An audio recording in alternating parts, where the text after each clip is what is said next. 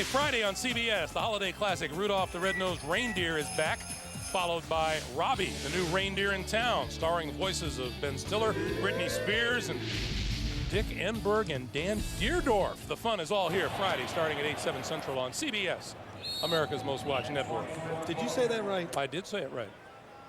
You know, Dan Deerdorf just doesn't have a body to be a reindeer, does he? You know, nothing against him. He was an offensive lineman. What would he be, like a moose? And a fairly good one. A big one. It's a big man.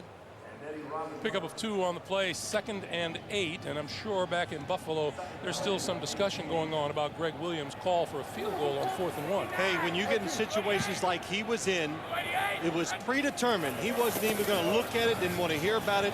He was going to get the 3 points and keep the game moving forward. And, you know, I'm a big proponent. You score when you can. You make the other team at least think about it, make them play the situations accordingly now. And then, yeah, the 7 points would have been big, but and I know he's disappointed, but you had to kick the field goal. Let me ask you about this, though. At this point, especially for the Buffalo Bills, whose season is on the line, does it make it more imperative to go for the touchdown?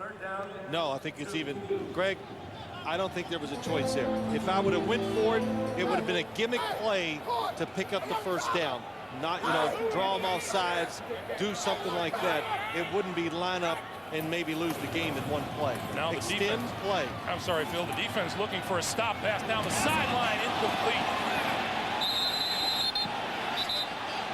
London Fletcher on Kevin Falk down the sideline. The play wouldn't have counted. Kevin Falk stepped out of bounds. That's why you saw the hats of the officials flying off everywhere. And Buffalo finally gets a 3 and out. And Ken Walter going to punt for the first time today. Charlie Rogers, Nate Clements are deep. Short kick. Takes a Buffalo bounce. And pretty good field position for Bledsoe and the Bills. Only a 28-yard punt by Ken Walter. 6:08 to play in the third.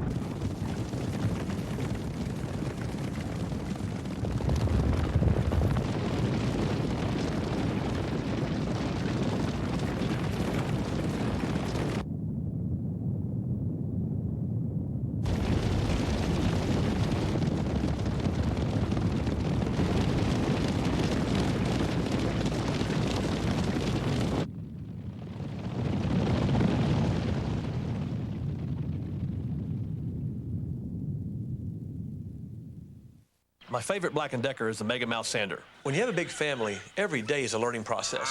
Now, who did this? He didn't do it. Was it you? I tell you, one bathroom for 12 of us is not really ideal. What? All the animals are housebroken. They just break the house sometimes. That's why I like the Mega Mouse. It sands faster, polishes. It even gets into tight spots. That's coming out of your allowance. The Mega Mouse from Black & Decker. See what I'm saying? The NFL on CBS is sponsored by Nike and by Lord of the Rings: The Two Towers, in theaters December 18th, rated PG-13.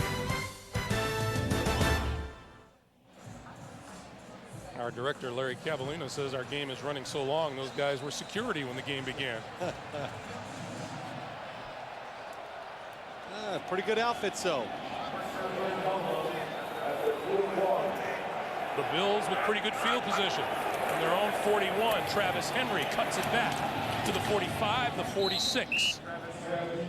And Ted Johnson back into the lineup after some treatment to his left hand, makes the tackle. Yeah, we could see it. Ted Johnson's fingernail looked like it might have been pulled off or pulled back, and they had to fix it, and he's back out there. Tape it up. Not enough tape in the world for me on that sideline. 2nd and 5. Little sense of urgency. You'll see it from both sides now. This is definitely another big drive in the game. The Patriots defense, it knows it too.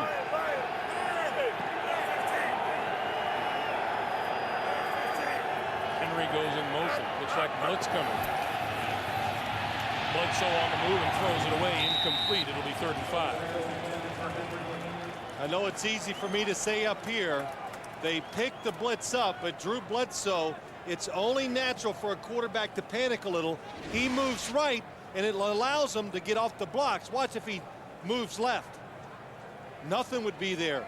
But quarterbacks tend to fall to the right when pressure is put on them, and it lets the defenders get off the blocks and get in his way. Generally speaking, the Bills have handled that pass rush of the Patriots better than the last time they played. They've handled it very well. And of course, Greg, it's much better than the game up in Buffalo. 3rd and 5.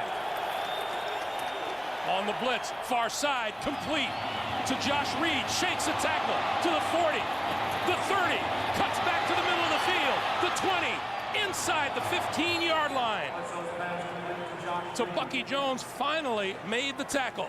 Well, Drew Bledsoe again just gets the football off. I do not think he saw the blitz. The Patriots dialed the right play. They got a blitzer coming free. Watch from the top of the screen.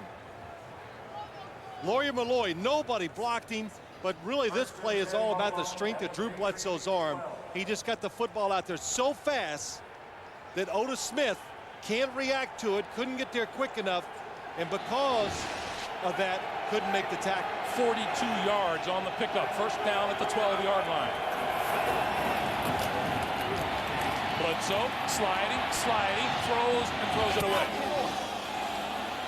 Boy, what a job by Ty Law against Peerless Price. Drew Bledsoe, he had him covered. Bledsoe moved out of the pocket, and Ty Law did not let Peerless Price stop his route and break back across the field for the touchdown. This is the Bills' 7th trip against New England into the red zone this season. And they have just 1 touchdown to show for it. 4 wide receivers into the game now for Bledsoe. Moulds, Price, Reed, and Charles Johnson. Oh, really all come. Bledsoe throws corner of the end zone, incomplete. Eric Moulds, his intended receiver, and Ty Law was there. 3rd and 10. Boy, it's just about timing, and they've got the rhythm. Bledsoe's got to change up. Snap, look at that. They're walking up and running to the quarterback. As soon as the ball is snapped, it doesn't give the offensive line enough of a chance. Boy, Ty Law, another good job.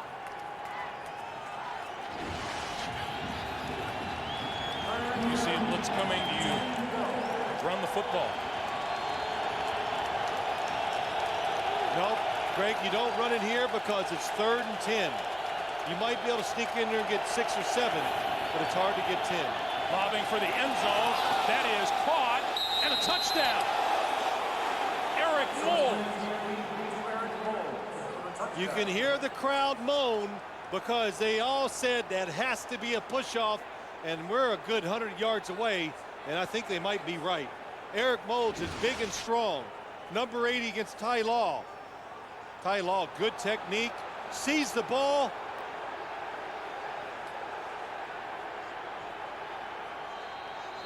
That's tough. On the replay, didn't look quite so blatant. It never looks as blatant on the replays. Extra point is good. The Bills put 10 points on the board in 3.5 minutes. They're right back into it. They're down 20-10. A new power is rising. How many? 10,000 strong at least. Let them come. Antowain's time is over. Let her go. It's the ring. Bruno! It's taking hold of you.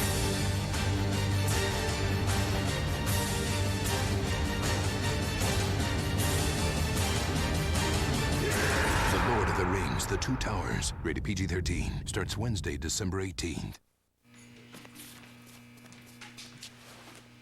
Excuse me. I'm thinking of a number between 1 and 37. It's 37. It's a nice hat. Thank you. You just saw Lady in half without any repercussion. Whoa. Are you Italian? No.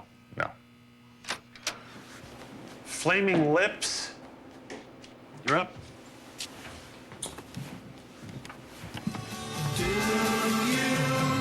Introducing the Media Center PC from HP, powered by the Intel Pentium 4 processor. Your TV, music, photos, and videos, all living happily together inside one powerful home computer with the Intel Pentium 4 processor. Call or visit one of these retailers. Thursday, the body down there will need CSI up here. That looks like a rush. Now they'll go to extremes to solve a mid-air murder. He died in the sky. The rest is gravity. And find out why the neighbor from hell is driving CSI up a tree. Regular Mr. Rogers. All new CSI Thursday. Well, after the field goal, the Bills come right back on a 59-yard drive and Eric Moulds' touchdown catch. And they're right back into this game. This will be Kevin Falk from the 10 to the 20, 25, and upended there. Let's go back to that touchdown. Yeah, let's look at it. And here's what really happens. Ty Law does a good job. He knows the play. Right, look at this. Turns, has the receiver, but I think what makes it look bad, well, I know what makes it look bad. He is backpedaling. Eric Moulds is going forward. When you backpedal, just think about even the slightest push and you're going to fall over. And Ty Law, it was unfortunate to him because, again, his instincts, he knew right away to look for. But Eric Moulds, big and strong, gives him just a little nudge, and he went down. So now New England looking to reverse a trend that has seen the Bills come alive offensively and defensively. Brady, play fake, pass is complete to Brown, and Brown to the 29. 4 minutes to play in the third. London Fletcher in on the stop. Jerry Gray, the defensive coordinator, Greg Williams told us that first offensive play by Miami last week that Ricky Williams busted for a touchdown. He says London Fletcher is so coachable. We just made a slight adjustment, and he went from sideline to sideline the rest of the day. Oh, he was tremendous last week after that first big run by Ricky Williams. And, you know, London Fletcher sometimes, even Greg Williams said it, he studies the opposition so much that it actually backfires on him during the game because he reacts too fast to what he sees. Graham dropped the football. Who's got it? New England recovered. Wow, that could have been the second big play. Greg Williams talks about 3 big plays. One was the touchdown catch. That could have been number 2, and that would have turned this game around. Antowain Winfield, there you go. Go as deep as the other offensive player. He does it. I thought he had it, but Graham, the tight end, big and strong, keeps possession. Well, how many times have we seen this? 3rd and 16 for Brady. Well, they got a defense again. You should not be able to throw the ball down the field against this zone defense they're playing. On the blitz, Brady stepping up, throws out to the side, complete to Falk. Falk tripped up and down at the 25-yard line. And again, the Bills defense steps up. Well, they got the energy, Greg. This game, gosh, I forgot what Coach told us, but he says all the X's and O's and all that, it's so true, but there's a point in the game where you get the momentum on your side and you've just got to make it happen. We saw it with New England in the first half, and the Bills absolutely have it right now. Charlie Rogers and Nate Clements are deep. Walter's last punt went 28 yards. Beautiful. A lot better. Rogers drifts back to his 23. Oh, hit head on before he reached the 30-yard line by Patrick Pass, number 35. A 53-yard punt and a 7-yard return. And here is our NFL.com poll question of the day. Who would you pick as the 2002 NFL MVP? Log on, cast your vote at NFL.com. I'll tell you who I'll pick. Best player in the National Football League, Rich Gannon. He just continues to be superb, but it just doesn't catch on. I don't know why. Maybe he's not a good sound bite. I don't know what. But the way he's playing is as good as anybody I've seen play quarterback. since I've been playing or been doing this job as a commentator. From the 29-yard line, Bledsoe and the Bills, first down, and Bledsoe to throw. Over the middle, Larry centers across the 35 to the 38, and it's very apparent wherever you find it and however you define it, the Buffalo Bills and Drew Bledsoe have a rhythm to their offense. Oh, no question. Well, Greg, it's rhythm. I don't know what it is. Is it confidence? It's a feeling, and they do have it. And the one thing I like the Bills, even early in the game, they were trying to do that I haven't seen them do much in the past. They're throwing more short passes. Don't try to force it down the field all the time. 2nd and 1, Travis Henry to the 40-yard line and a first down. And in this quarter, that is Buffalo's 8th first down. And the Patriots have yet to register one here in the third quarter. I think what frustrated this Buffalo Bills team so much in the first game, and you know, you hear so many stats, and you know, the stats can just blind you. There's so many of them in this league. But they got down inside the 25 times, and they just go, wow, we moved it, we got it there. One touchdown. And even this game, they were doing it again. Finally, Eric Moulds makes a catch and gets him that touchdown inside. Price in motion. Bledsoe under the gun and goes down.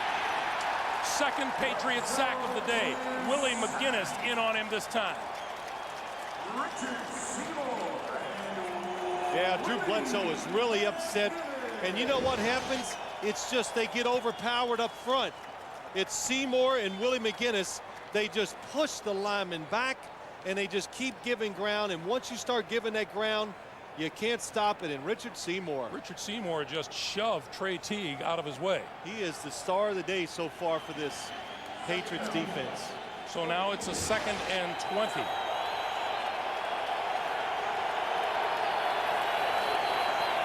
Another blitz outside, and that is complete to Eric Moulds, and Moulds out of bounds across the 40-yard line, stops the clock with 5 seconds to play here in the third. Boy, that was good by Ty Law. Everybody was coming. If he misses the tackle, it is a touchdown. So he played it safe, stays back, and just keeps retreating and forces Moulds to the sideline. And with the restart of the clock, we come to the end of the third quarter. With the score, New England 20 and Buffalo 10. We'll come back to Gillette Stadium after this message and a word from your local station. You're watching the NFL on CBS. Two faces in the news, a big city mayor who couldn't laugh his way out of trouble, and an actress who's put her troubles behind her. Tonight on 60 Minutes. Everybody loves Raymond. Monday on CBS. It's all here. NFL Sunday Ticket is brought to you in part by Microsoft.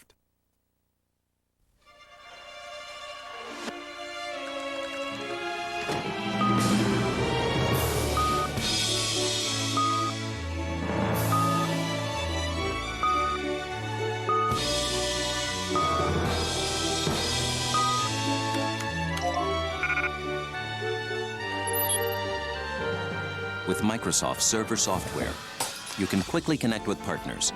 That's software for the agile business from Microsoft. America Online's the best place to celebrate the holidays. Go to AOL keyword holidays for all your holiday needs. I do all my holiday shopping on AOL. It's great not to have to get in the car. On AOL, there's a gift for everybody on my list. I get all the holiday music I want. Recipes for pies and all kinds of stuff. I share holiday photos with my family. Well, with AOL, I can actually relax and enjoy the holidays. Happy holidays from America Online. Call 1-800-4ONLINE or pick up a free AOL startup disc at these locations. Here you go. You just programmed your new digital video recorder. So now I can watch all my favorite shows whenever I want? Yes, sir. So if I just walk out the door right now, it'll record? Automatically. I'm stepping towards the door, and I'm not missing a thing. Right. It's prime time, and I'm leaving the house. I am now on the porch. Introducing DirecTV Digital Video Recording. Now you can watch what you want, when you want to watch it. Visit these retailers for a demo today. That's the story after 3 quarters here at Gillette Stadium. The Buffalo Bills lead the way in first downs and in total yards, but they're down 10 on the scoreboard. The Patriots have scored 10 points off Buffalo turnovers today. 3rd and 8.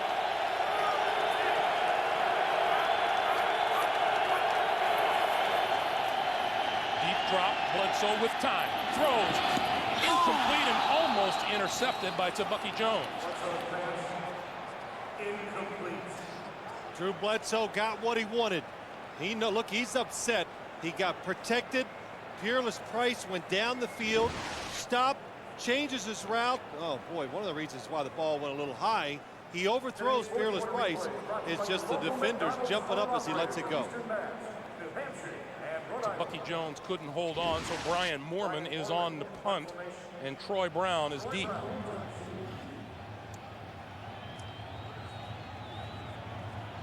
Troy Brown telling us the other day that Moorman can get a good one off here and there. Bounces, picked off by Brown at the 18, 25, 30. Looking for running room and has it. Midfield. Penalty marker flies and he's out of bounds inside the Buffalo 40-yard line. 40-yard punt, 46-yard return. And now let's check the flag. I was going to say, Greg, it's imperative that the Bills back up the Patriots offense, and they almost let them get it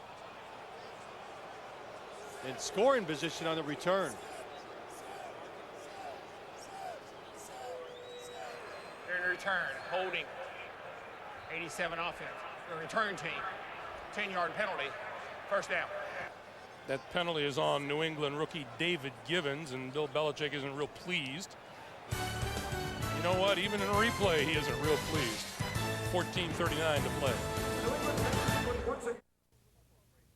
I was looking for a great deal, so I talked to a good friend of mine. Emmett was desperate. That's when Alf told me about 10-10-220. I told him all calls up to 20 minutes are 99 cents. I was reluctant to sign up for anything. I told him he didn't have to sign up. Just dial 10-10-220. Push the buttons, man. Thanks to Alf, I dialed 10-10-220 right then and there. Who'd you call? That's really none of your business. Well. Dial 10-10-220, then 1 and the number. With its new available Power Stroke diesel and 5-speed automatic torque shift transmission that generates 560 pound-feet of torque and 325 horsepower, the Ford F-Series Super Duty pulls faster and easier than any other diesel pickup. Ford F-Series, the best-selling truck on the planet. Well, guess that settles that. Yep. It's built Ford tough. Every Saturday, I get together and play football with the guys. But this Saturday, I had to take a time out. Hey, Steve, you okay? It's my throat. It's all dry. Hey, mine too. I think I got just what you guys need.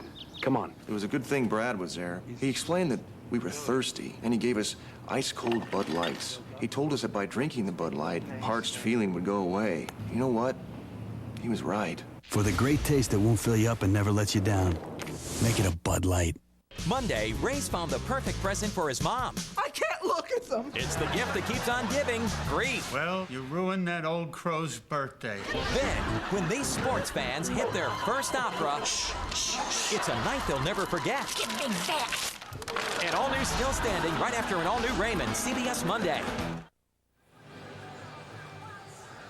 Patriots will start from their own 34-yard line, and an injury, a leg injury to Joe Andruzzi has sidelined him. Damian Woody moves from center to right guard, and Gray Rugemer is the center.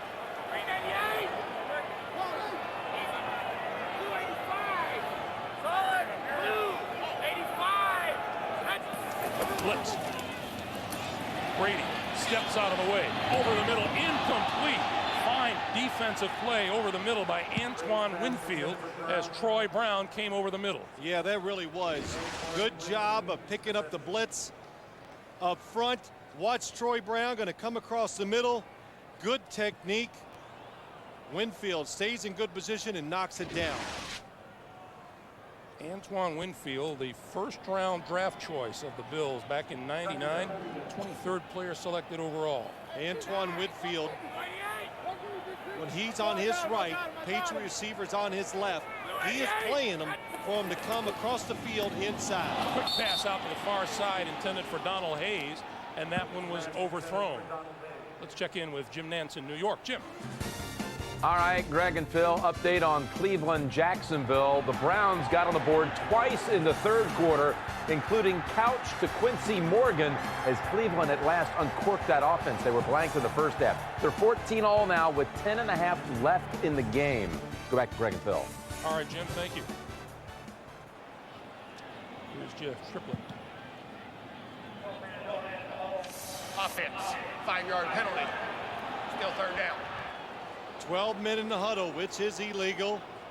Daniel Graham ran out when he realized he was not supposed to be in there. But Greg, go back. I want to say that Antowain Winfield, if you saw the replay of that the first down pass, he stayed inside. When Tom Brady throws to his left, they think most of the time it's going to come towards the middle of the field.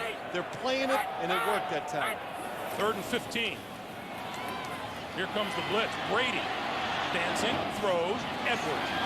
And Edwards brought down at about the 35, maybe the 36-yard line by Chidi Ahanatu. A 7-yard pickup, and again, a defensive stand by Buffalo. A 3 and out. That's the 3rd straight for them this half. Yeah, that's the Patriots have not gotten a first down so far here in the second half. So we felt a definite change in the tone of this game here in the second half. Charlie Rogers. I don't know if I felt it. I'm seeing it. Charlie Rogers at his own 22-yard line. There You can hit me during the commercial.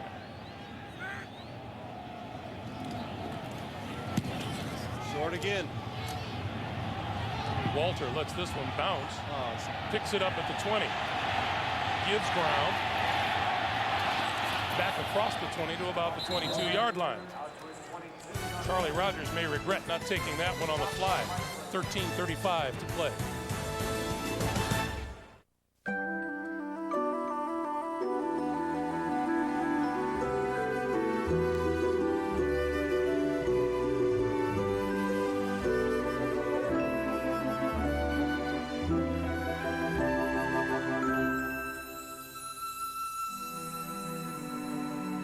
How will you declare your love this Christmas?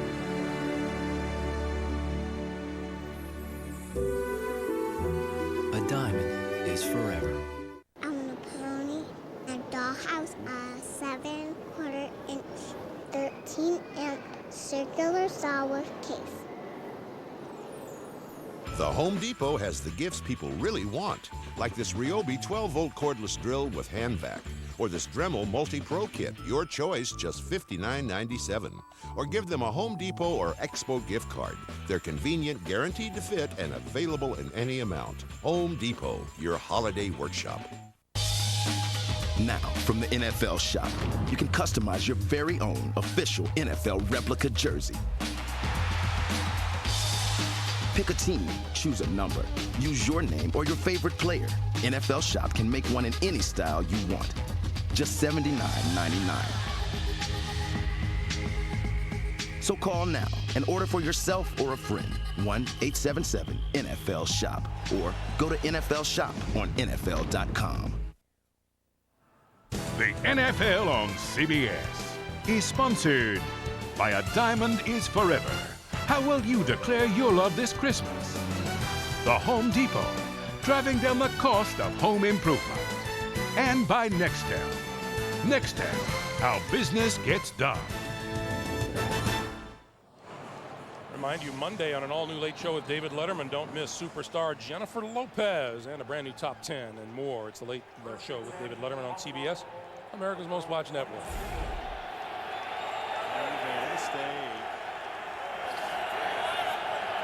Buffalo with the ball at their own 22. Jay Reamersma back into the lineup. Quick pass over the middle to Peerless Price. Price, loose football. Patriots say they have it. No call yet from the official. The officials are looking at each other. Was he down? That's what they want to know. Was forward progress stopped?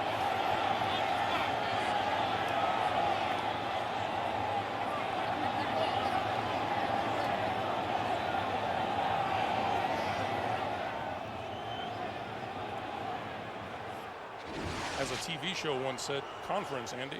Yeah, let's watch it. 5 wide receivers. I like this set by the Buffalo Bills. Otis Smith, another good solid tackle. Was the play dead? The football, no, he was not down. It came out. Rolling on the field. The runner was up when hit. The ball came loose. It is a fumble. New England recovered.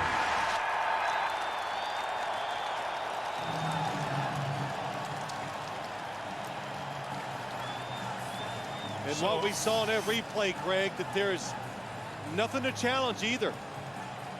Nothing to challenge. Well, we talked about it earlier, the Patriots, maybe it's the rest. Otis Smith just pulls it out of there. Peerless Price had it, lost it. The third Buffalo turnover of the day gives New England the ball at the Bills' 28-yard line. You know, I was going to say just the rest. The Patriots have attacked the football. The defensive backs have done a good job of tackling. Let's see if Brady tries to capitalize quickly. Pitch to Antowain Smith. Cutback. 25 to the 21. What must Greg Williams be thinking on the sideline? His defense has risen up here in the second half, as has his offense. And they're trying to get started again, and then a costly turnover. Yeah, you know, a couple things, though. They got the ball near midfield. They get a short punt that gets called back, but still they give the Patriots good field position. The Patriots punt it. The ball hits the ground. It bounces. You know, they lose field position, which they should have had. And then just a good play by Otis Smith to get the football back to the Patriots. Antowain Smith to about the 19. London Fletcher doing the submarine, making the stop. Well, you called London Fletcher's name quite a bit these last 2 weeks. We said at the very top of the day, on pace for 200+ tackles this season. Well, we said to him, I think it was the first game of the year. I said, do you have any hobbies during the offseason? He goes, yeah, I got 3. Yeah, oh, good. What are they? Football, football, football. I said, oh, okay. So. 3rd and 1. Antowain Smith looking for the first down, and he rumbles to the 25.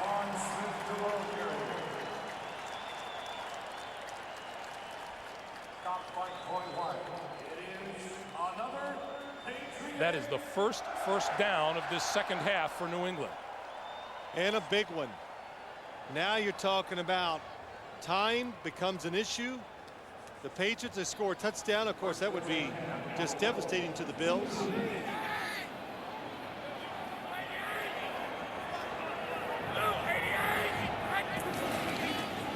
The pitch for Smith. Right side to the 10. You know, now the Bills are saying that he dropped the football, but the officials aren't inclined to agree, and it'll be a 2nd and 5. There is hardly a week that goes by, Phil, that one coach or another doesn't point out, and they say it so much sometimes you tend to take it for granted, but they go turnovers, turnovers, turnovers, and Buffalo has had 3 very costly ones here today. Yeah, they have, and you know, turnovers are the result so much of just hustle, getting your players in the right position, just doing things the right way, dominating your opponent. That's what causes turnovers. Antowain Smith straight ahead, moving the pile inside the 5 to the 4. That'll be a 1st and goal for New England. Boy, what do you say here? They just mush it for the first down. It is just Mike Compton doing a good job. Ray Rugermer, Damian Woody, all push the defensive line backwards, and Antowain Smith, a big running back, just bulls it in there for a few extra yards. We saw Damian Woody playing a little guard in the preseason. Experience comes back to help him here. 1st and goal. Play fake. He looks, he throws, incomplete in the end zone. Intended for David Patten, and Nate Clements was pretty much all over him. Yes, he was. This is the play they ran. The first game they played, the tight end was open over the middle. Nice break by Patten. Sees the quarterback is in trouble. Adjusts the route, but the defender is all over him. Now Mike Vrabel, number 50, has come into the lineup. We saw him earlier this season catch a 1-yard touchdown pass against San Diego. Give us to Smith. Smith, touchdown.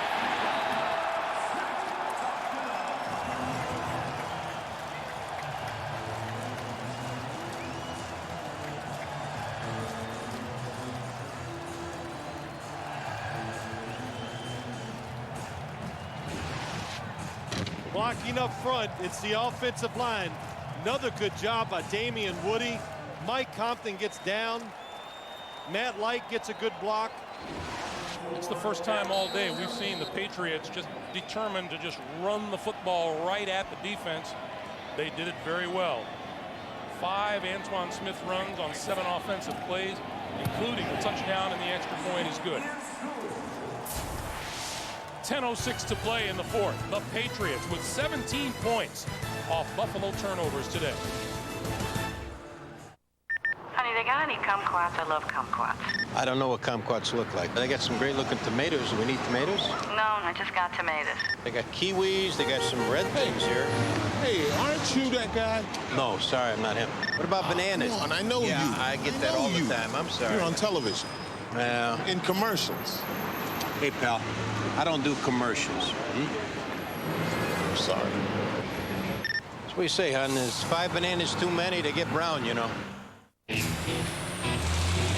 Philadelphia Eagle Donovan McNabb and his mom brought Jim Gilbert Campbell's Chunky Sirloin Burger with loads of hearty sirloin burgers to fill him up right. He didn't leave a scrap. Only Remington has the most cutting blades, the fastest cutting speed, and the most total floating head action. How important is that? Well, how important is a close, comfortable shave? Remington, what a great shave feels like. This holiday season, Honda's got great deals on our smallest off-road and ATV models. So you know the elves are going to be jealous. Qualified buyers can get $29 payments for the first 6 months with a Honda card. Or lock in our lowest rate of the year, a 4.9% fixed APR through Honda Financial Services. Plus, you can get $110 in bonus bucks when you purchase select models. But hurry, gifts that go are going fast. CBS Thursday. A father disappears with his child. Pillar of the community. Coaches Little League, the whole 9 yards. Now, a mystery, unlike any you've ever seen. Nothing this guy's wife told us about him checks out. Is about to unfold. Before 1990, Greg Pritchard didn't exist. All new without a trace. CBS Thursday after CSI. How tightly bunched that AFC playoff picture is. Indy, San Diego, Pittsburgh, and Miami would all be in as of today with division winners. Oakland and Tennessee would be your 2 wild card teams. Boy, can that change in a hurry. Charlie Rogers from the 8. Right side. Slices across the 25 to about the 26. Coming up next, showdown for the AFC West lead. Rich Gannon unloads the Raiders on LaDainian Tomlinson and the Chargers. Or the Broncos battle the Jets. Check your local listings. For more, NFL.com. Your America Online keyword is NFL.com. So Bledsoe back to work. Down 27-10. A lot of time. 10:01 on the clock. Not if you're down 17 points. It is a must now. Drew Bledsoe has to take him down for a score, whether it be 3 points or 7 points.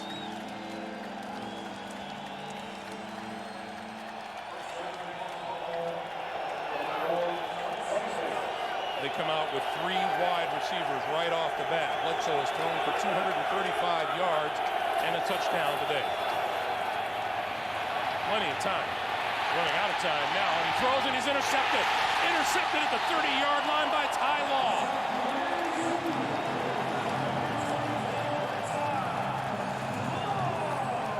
How often have you told me it's just better to take the sack sometimes? Well, sometimes it is. And this is a result of coverage down the field. It's not pressure on the quarterback, because immediately, or first off, watch, Drew Bledsoe has plenty of time. There's good coverage everywhere he looks, so he moves. Now he gets in trouble, then he throws it into more trouble. And Ty Law, along with Richard Seymour, Otis Smith, they have had outstanding days defensively. Buffalo with 2 turnovers on consecutive plays. And New England in prime position to put this one away. See if they go back to that ground game. No, quick pass, pump, and then down the sideline for Patten. Incomplete. You know, that's pretty clever. That's that play they like to run all the time, where they throw it out there real quick. They fake it. David Patten takes off, but Buffalo's defense not fooled. Nate Clements, the nice fake. Oh, what a recovery by Nate Clements. 2nd and 10. You know, you can't give these defensive backs enough credit. Run backwards, run across the field, do all these types of things against a lot of world-class sprinters. Antowain Smith eludes the tackle in the backfield, bulls his way to the 25. Aaron Schobel makes the stop, a pickup of 1, and it'll be 3rd and 9. Well, you know, Greg, you look back at this game, and everybody's going to say, well, Buffalo turned it over, and we've talked about it. But a lot of times, turnovers are the result of inexperience in you know, maybe some key positions where you're playing them, but the other team is doing things and maybe physically is just a little bit better than you, and that causes you to turn it over.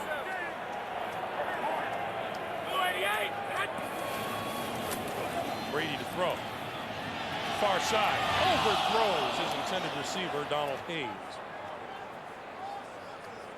Chris Watson was covering. And so here comes Vinatieri in the field goal unit. Good idea by Tom Brady. Just threw it a little too high. If he gets it down, it's another touchdown. This will be about a 43-yard field goal attempt. Now, the last time he kicked the field goal this way, he started it outside the left upright, and the wind blew it in. Watch where this football starts. Vinatieri perfect in this stadium, 10 for 10.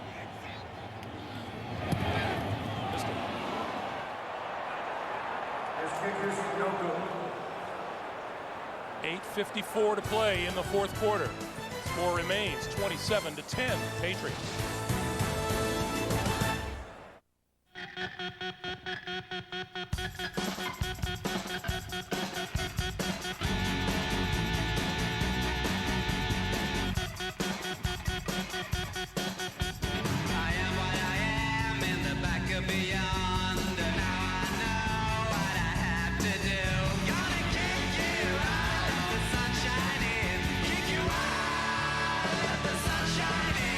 Smirnoff Ice Premium Malt Beverage. Intelligent nightlife. My dad was always the one who bought computers, and he loves Windows. I was the person in the family who always understood the computer best. So when something broke, it was my job to fix it. You know, Alex, come fix it. Alex, I broke it again. It couldn't work for 3 days straight without something going wrong. So I decided when I got my computer, I wanted a Mac. I wanted something that worked. So I worked all summer and finally bought it, what, 2 weeks ago? I think he's starting to like it. I'm not sure if he'll admit it, but, you know, sometimes I get him playing around with iPhoto. He'll switch eventually, I'm sure. My name's Alex Shocknick, and I'm a high school student. Looking for the perfect gift that'll brighten everyone's holiday? Just head around the corner for our new gift card from Applebee's. Eating good in the neighborhood. Gotta get rid of this pain fast. The moment of choice, Tylenol or Advil, which will work better on muscle aches? Advil liquid gels work faster, stronger, better than Tylenol on tough pain. For better relief, advance to Advil. The NFL on CBS is sponsored by Best Buy. For the latest technology, turn on the fun at Best Buy. And by Oral-B. Protect your teeth and gums with the Oral-B 3D XL. Brush like a dentist. Greg Gumbel, Phil Simms, Armin Katayan back at Gillette Stadium. And as we mentioned earlier, 2 turnovers on consecutive plays by the Buffalo Bills as they try to get it started again from their own 33. Bledsoe from the shotgun.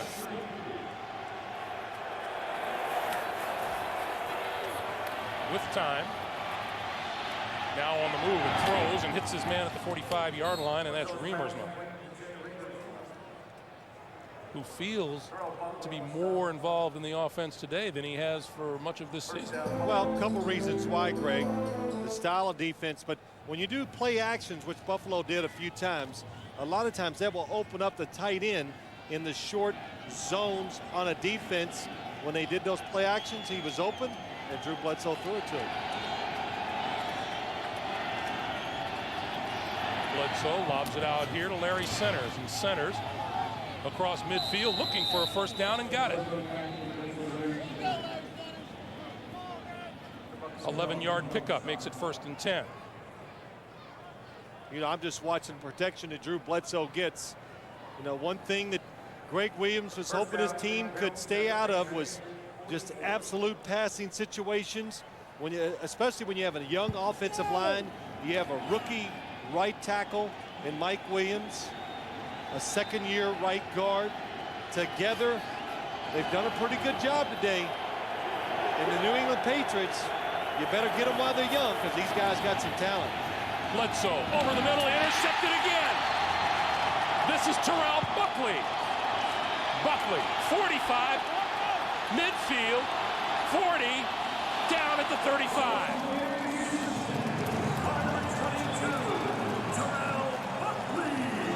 Terrell Buckley directing traffic after he intercepts the pass, but he has seen this type of route so many times. There they are. Just watch Terrell Buckley. He knows he has help deep, goes underneath, then turns, and what he does so well in his whole career, he knows how to turn and look for the football. Oh, did Lawyer Malloy lay the wood to the intended receiver? In a 39-yard return, Bledsoe, 4 interceptions on the day. That's a season high for him. And on the year, it's 13 picks. Well, when he gets late in the game, Drew Bledsoe, that one is just a case of you're down, he took a chance, and it backfired. Antowain Smith, left side, inside the 30 to the 27. And you know, this is good. This hurts. It's got to hurt for Drew Bledsoe. As bad as he'd like to come back and show the Patriots that, hey, you know, I could have been the guy as easy as Tom Brady. In Buffalo, it went against them, and this time too, kind of unfortunate. A few plays went against them where they had a chance to maybe keep themselves in the game or get in good position, and they did not make them.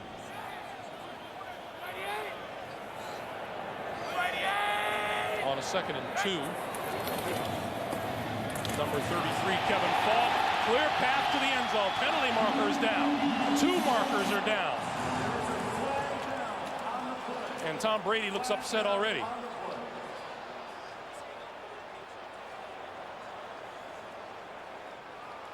And that is 3 New England touchdowns called back by penalty.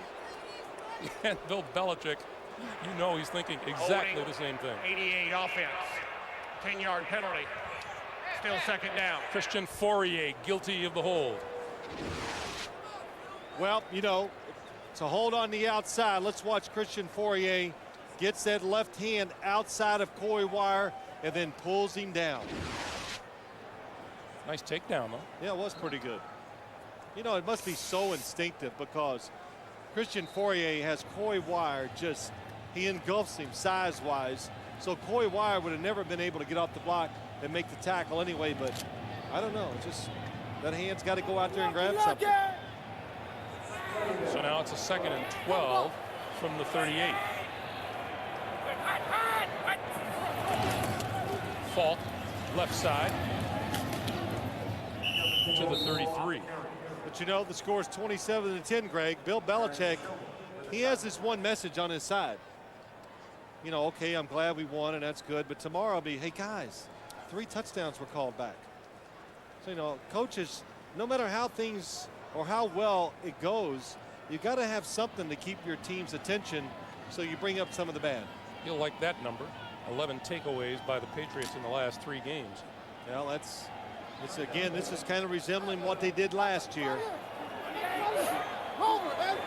Making the plays, making the other team turn it over, being timely with your own play. Looking for the end zone, incomplete. Intended for Patten.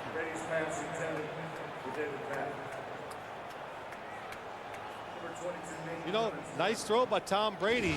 And the one thing I really liked, if you're preparing to play the New England Patriots in the next couple weeks, you're going to look at the film and say, well, they threw it down the field a little more against the Buffalo Bills than they have in the past. So that makes you expand what you want to do against them. And rather than give Buffalo any semblance of field position here, Ken Walter comes on to kick. That's Charlie Rogers back at his own 10. pretty unusual if Walter gives him a chance to return this one. Sky high. Oh, and it took a big Buffalo bounce and was down just outside the 10-yard line. Been a tough day for Drew Bledsoe throwing the football, not what he envisioned coming back to Foxborough. Yeah, it really has. Pressure, defenders in his face, but this throw into the end zone and this throw, you just got to put on Drew Bledsoe. And the fourth one, just being aggressive, trying to take a chance. And right now, if I was Drew Bledsoe, I would do anything. I would just make sure I didn't throw an interception. Don't give your former team any more satisfaction. Or, you know, do it for yourself. 5:48 on the clock, 27-10. Bledsoe starts out of the shotgun from his own 12. With time, throws far side, incomplete through the hands of Peerless Price. 2nd and 10. Well, we said it earlier. The Bills played better this next time around. The offensive line in particular. And Greg Williams saying what he preached to his players is trust in your own system. Yep. And you know what, Greg? The Buffalo Bills, they've had a good year, but they're going up against a team, the New England Patriots. They are battle tested. They have veterans in a lot of key positions, especially on defense. That's hard to overcome. Larry Centers on the reception and out of bounds just across the 20-yard line, just short of a first down. Let's check in with Armin. Greg, just to put a kind of a fine point on what you're talking about, Drew Bledsoe in this homecoming, he said when he talked this week how proud he was when he was a New England Patriot to be part of the team that helped build this stadium, get it approved, and all the construction. He said overall he was so excited. He said all I wanted really was a chance to play a meaningful game in December in New England. He's got it, even though he hasn't played well. Armin, thank you. He's looking at a 3rd and 1. And he's going to keep it and run it right up the middle and across the 30 to the 31-yard line for a Buffalo first down. Bledsoe today, 24 for 38, 267 yards and a touchdown, but the big headline tomorrow will be those 4 interceptions. Oh, absolutely. That will be the headline. And again, you know, just talking about this whole Buffalo team, Greg, just think what they're going to be like next year. One more year of experience for a lot of these young players. They'll get a little tougher. A couple of hard hits on that completion. Peerless Price hit by Ty Law, and Bledsoe got the completion despite the pressure on him. Yeah, the one thing, they've been getting a lot of pressure from the left to Bucky Jones. Again, free on the blitz. Just shows you the size and strength of Bledsoe. To Bucky Jones, one of the bigger defensive backs in the league. Hits him, doesn't even take him to the ground. Bledsoe eludes the rush. Pass over the middle is complete to Price. And Price wrestled down at the 44-yard line by Terrell Buckley. Talking with Drew last night, he and his wife, Maura, happy about a girl due in April after 3 boys in the Bledsoe family. Yeah, that's right. He was very excited about it, and congratulations to the Bledsoe family. And what did you say? You're going to find out, Drew, raising those girls is a lot harder. Bledsoe down the sideline from the way. Actually, I think Drew said, he says, you know, those boys, you can just kind of send them out there. Yeah, here, boys, here's a truck, go play. Here's a ball, go tackle each other. So, be a little different when you have a little young girl. But I tell you what, that new baby that's going to arrive in April, she's going to have some personal protectors as she grows up. 3 older brothers. You're going to watch what you say to her. She is going to have a great life. Those 3 boys looking after her. 2nd and 10. That was complete at midfield to Charles Johnson. And he is down just inside New England territory. Clock moves on toward 3.5 to play. You know, and just to say a few more things about the Buffalo Bills. It's been a good year. They've lost some tough games, but they've made, I think, tremendous progress. And you and I probably won't have a chance to do one of their games, the last 3 games. But Kevin Gilbride has come in as the offensive coordinator. He has made a huge difference. Greg Williams says, looked at us a few times this year and said, pretty good hire, wasn't it? It just, he fits with this talent very well with the quarterback and the wide receivers. And Drew Bledsoe told us on a number of occasions that he and Kevin Gilbride are just always on the same page. Yeah, they are. And you know, Kevin Gilbride's a tough guy too. So he'll keep them in line and make them do the little things that's going to give them a chance to take the next step next year. And the Patriots, and Greg, you talked about it. Ooh, today did kind of remind me of the Patriots team of last year. They just got the feel. They're making the plays. 3rd and 3. Bledsoe with time. Gets Charles Johnson for a first down just inside the 40-yard line. The clock continues to move, coming up on 3 minutes to play here in the 4th quarter. And as we said at the very beginning, this is a game that Buffalo just couldn't afford to lose, and they're about to do just that. Quick flip to centers, who couldn't hold on. You know, too, this is a point that I tried to make a little early in the game, but I didn't quite finish it. When you look at New England, and everybody, you hear this all the time, especially if you're a Patriot fan when you listen to announcers, it's confusing their defense. And one of the big reasons why is they have down linemen, then they have Willie McGinnis, Mike Vrabel, Roman Pfeiffer, all of them who can be like defensive linemen, linebackers. So it's confusing to an offense. Well, what is he? Is he a defensive lineman, a linebacker? Should I block him, or does the running back have to block him? So they get you with confusion. On the slant, approaching the 30-yard line, is Josh Reed. I guess I should say, Greg, interchangeable parts. That's what they have. And they use them all.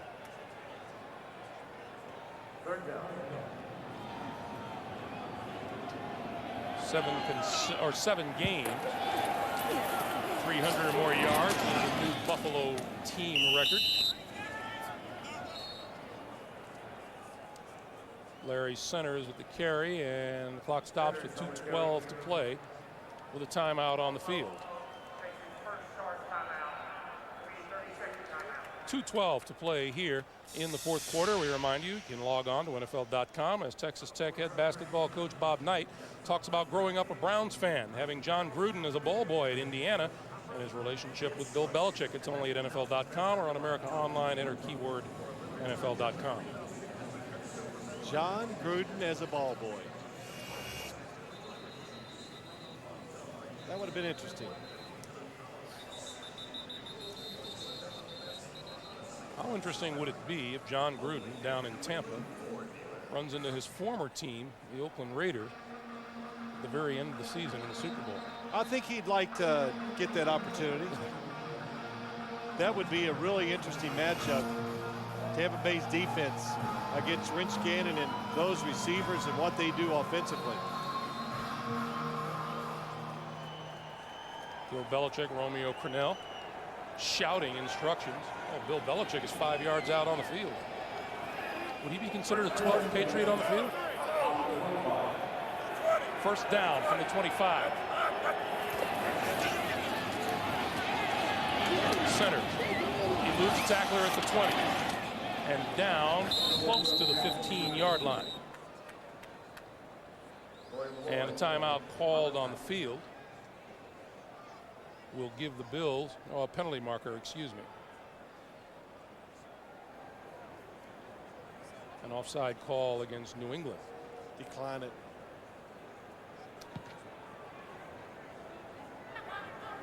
Offside, defense, number 93.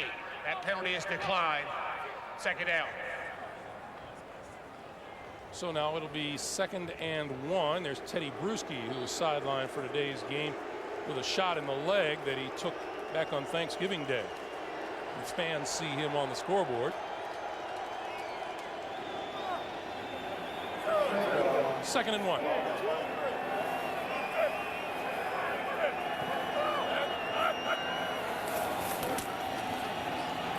Bledsoe looking for the end zone and overthrows it. And with 1:59 on the clock, we've reached the 2-minute warning. 2 minutes to play here at Gillette Stadium. And a New England victory is assured. Ha-ha! Spider-Man! What's cracking, baby? Woo! Hey! Where you going, Spider-Man? Woo-hoo! Ha! You're getting the girl. Saving the day. Yeah! Go, Spider-Man! If they're into computer stuff, go to the one place that has it all, like Spider-Man, the computer game. There's something fun for everyone at Best Buy. Go get him, Spider-Man, yeah! My kids ignore me, my dog ignores me, and now my remote ignores me. Talk to LiftMaster and get the world's #1 professionally installed garage door opener.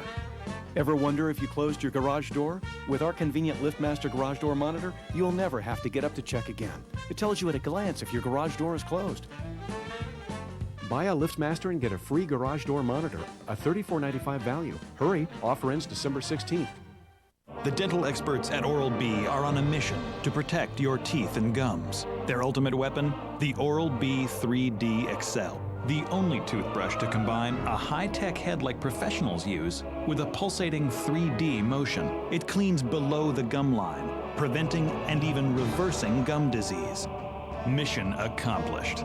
Is it any wonder more dentists prefer brushing with the Oral-B 3D XL? Brush like a dentist. These are the last 5 survivors.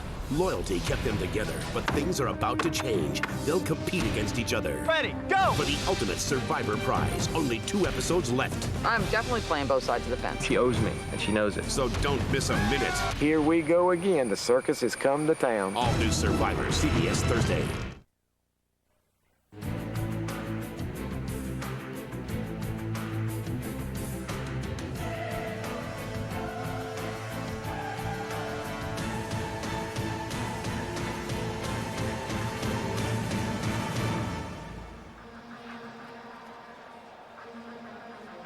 Welcome back, everyone. There is the turnover story today.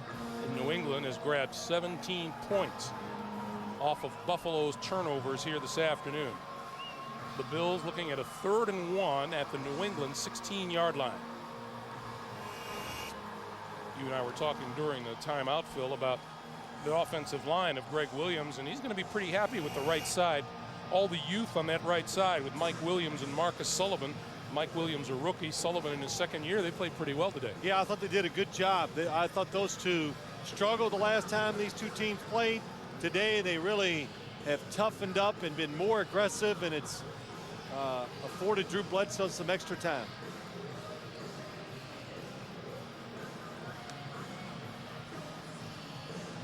We're waiting. There he comes. Jeff Triplett. He's ran about a 1/4 mile. Look at him. He's got a little smile, but he's tiring out here. His mic went out.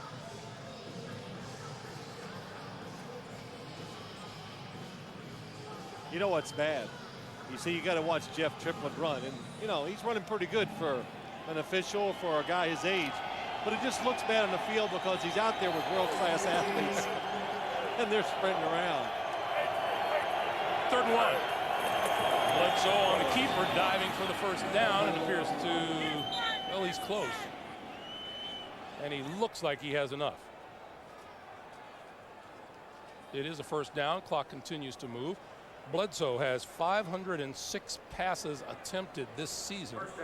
The Bills' record is Joe Ferguson's 508.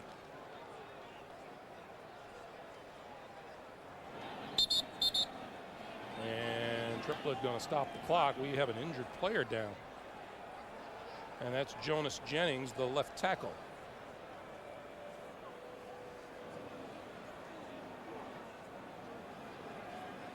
I asked you about that about a week ago. Did you ever hear any yelling and screaming if you happen to be the guy on the bottom of a pile? Because conservatively speaking, there could be a good 2,000, 2,200 pounds on top of you. Yeah, you know it's not as bad as you think. Oh, yes, I can't imagine it. No, it really isn't as bad. It's Why? Not, I don't know. It's for some reason it doesn't hurt. And, you know, one of the most overused phrases in our business, when there's a pile up and the ball's underneath, well, that ball's going to exchange hands 6 times. No, it doesn't. 143 back on the 1-4-3. I have been on the bottom of those piles with the football, and Reggie White's been down there with me, and he couldn't take it away from me. You let me get my arms around that football, I don't care who you are.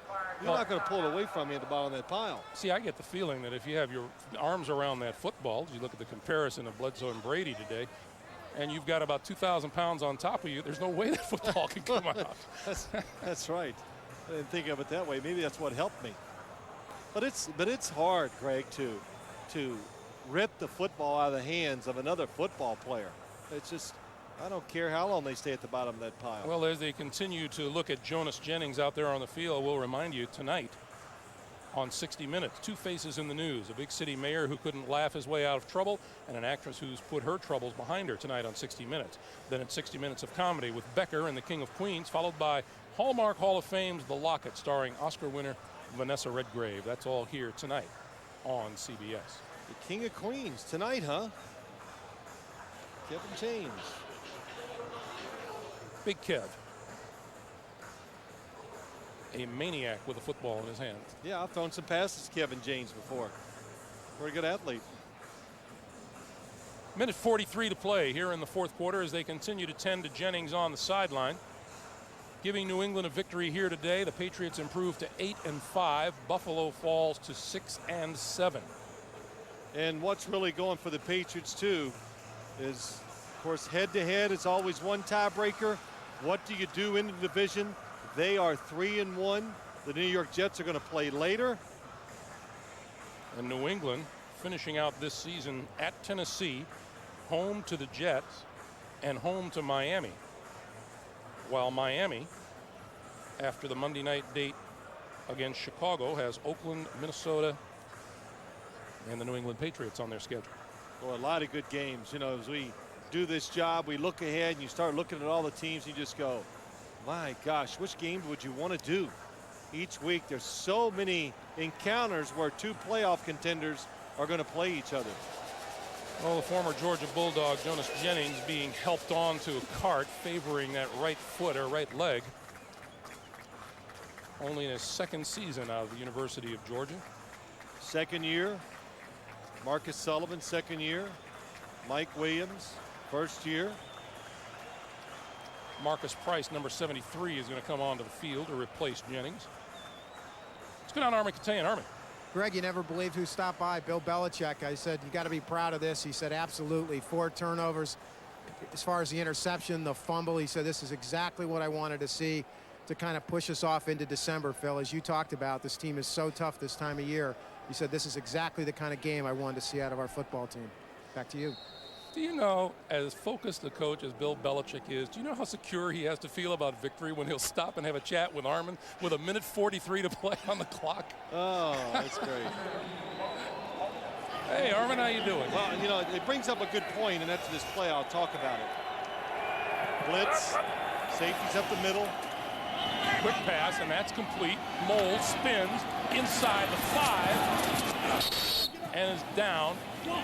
Forward progress will be marked to about the 3. And good play by Drew Bledsoe, good blocking. But to go back to what Drew Bledsoe, Armin was talking about, veteran football teams, everybody likes to say they're older and they get tired. That's not true. They just get tougher when you get older in this league. That pass incomplete at the goal line. And that pass also ties Bledsoe with Ferguson at 508 attempts on the season. You know, though, Greg, when you look at NFL players, we interview them all the time.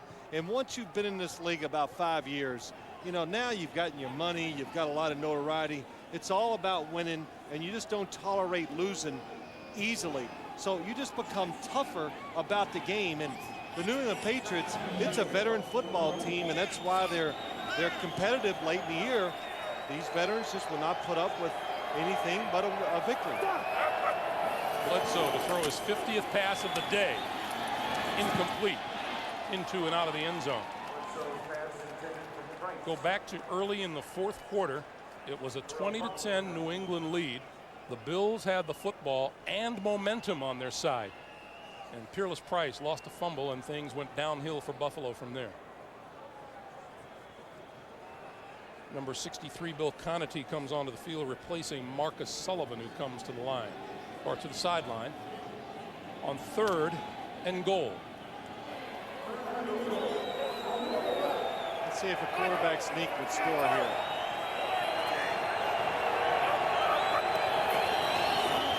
Bledsoe, Watson for Moulds. Oh, what a catch by Eric Moulds. Oh.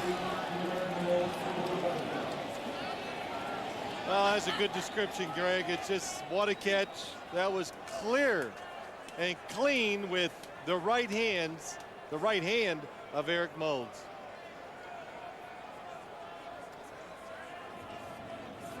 You know, we've seen him make 2 one-handed grabs for touchdowns in consecutive weeks. Well, we were talking about it earlier. Eric Moulds, Peerless Price, they're good, and they do it with style. They really got some style to them. They're fun to watch. Mike Hollis with the extra point, and it's good.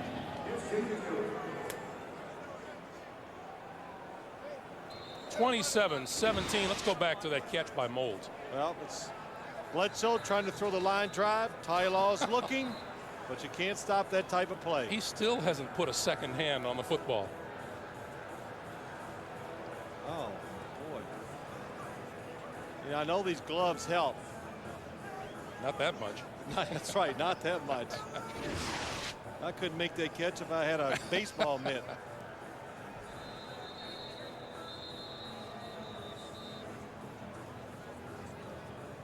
Well, that'll soothe some of the feelings for the Buffalo Bills. And Drew Bledsoe, there's a little satisfaction going down the field late in the game and just for nothing else, just to do it because that's what you're trained to do.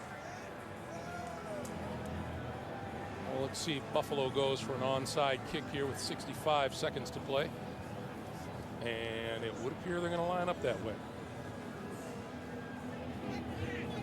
David Patten is deep, but there are a lot of sure-handed people up close, including Donald Hayes, Troy Brown, Mark Edwards.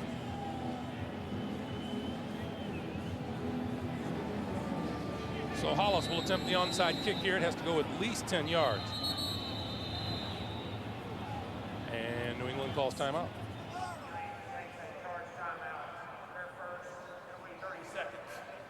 What? Go ahead and talk. Greg Gumbel's up here. I know what you're thinking. Why are they calling timeout? But I'll tell you why. They just want to make sure. Just make sure you got players thinking the right thing in this situation. And you go, well, come on, it's a 10-point lead. I'm actually kind of happy to look up and see that the skies are clear. That's right. Yes. Last week, Greg and I were in Buffalo for Buffalo and Miami. It started snowing late in the game. And all the people that work around us from Buffalo said, oh, don't worry. Our airport never closes. Yeah, right. At midnight, I'm looking at my partners and going, well, what are we going to do? You know what? Stuck. When I left the next morning, it was still snowing. Yeah, those people are hardy up there. Love their town, love their weather. Yeah, they love that snow. So Hollis lines it up again. It was only like a 22-inch snowfall, though, Greg. I see.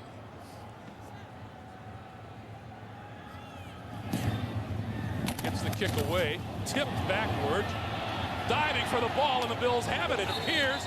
Nope, well, they might, but the Buffalo Bills, I saw the flag, they touched it before it went 10 yards. It was very close.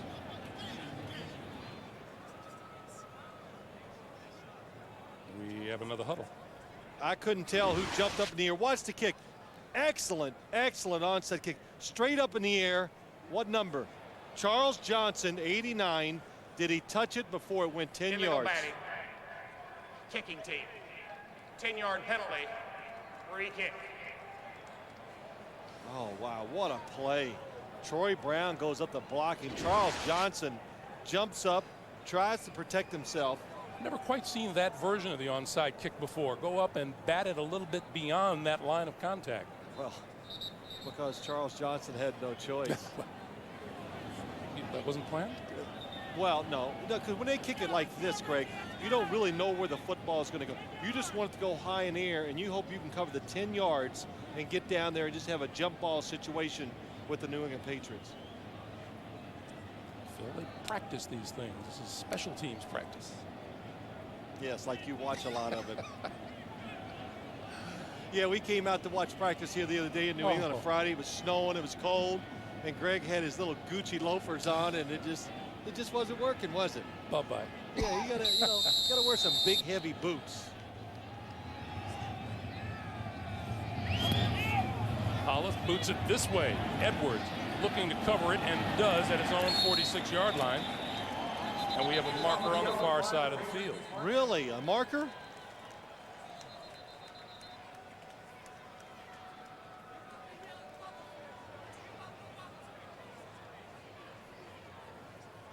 So let's see.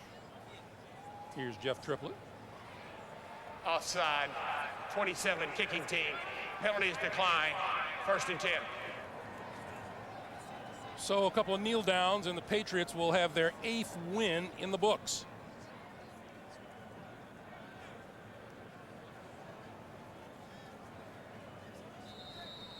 And all signs, Phil, we saw these Patriots on Thanksgiving Day. They didn't play their best game. They just played well enough to win.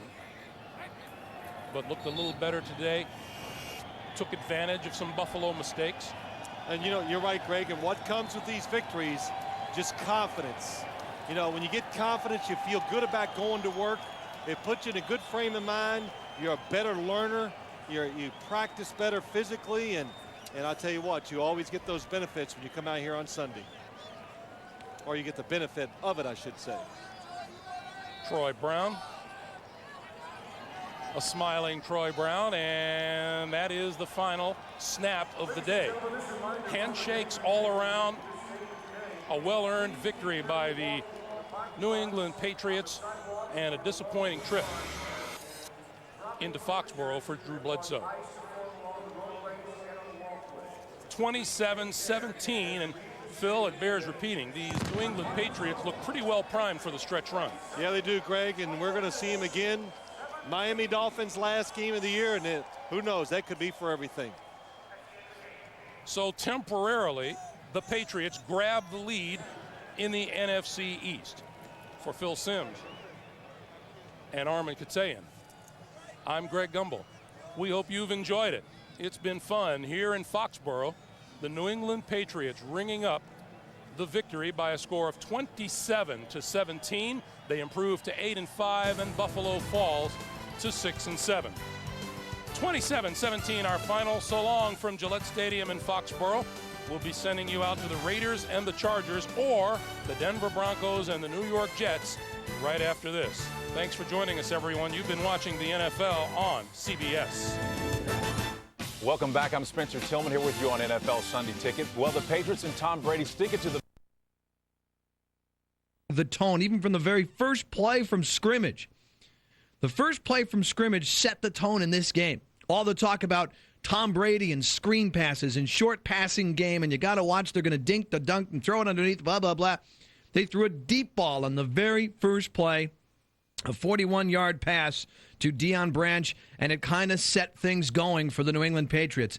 They got a field goal on that first drive, and everything began to snowball. The Bills, certainly their own worst enemy at times in this game, had the ball on their first possession, were moving well, and actually had a pass and a run after catch to the 15-yard line of New England, but a penalty on Peerless Price brought that play back. They would eventually punt, and it all fell apart. New England scores to make it 10-0. Bledsoe has a pass deflected at the line, picked off. The Pats turn that into another touchdown, 17-0. A field goal, it's 20-0 at halftime, and it was probably over there. Now, the Bills did rally in the second half, and they put a field goal and a touchdown on the board, got within 10, 20-10. The defense, which didn't do much against Tom Brady in the first half, forced 3 straight 3-and-outs in the second half. So the defense started to play a little bit better, but then the turnovers began to do Buffalo in. Down 20-10, they had the ball back. Peerless Price fumbled, had a ball stripped out of his hands after a reception by Otis Smith, and then Drew Bledsoe had a couple of interceptions, and it was all over at that point. 27-17 the final, a late Eric Moulds touchdown, getting the Bills within 10. Again, we'll take your calls. First of all, let me get you the phone numbers, and we'll talk about what happened in New England today. 626-1077, the number to call. Toll free, 866-626-1077, pound 1077 for the car phone calls.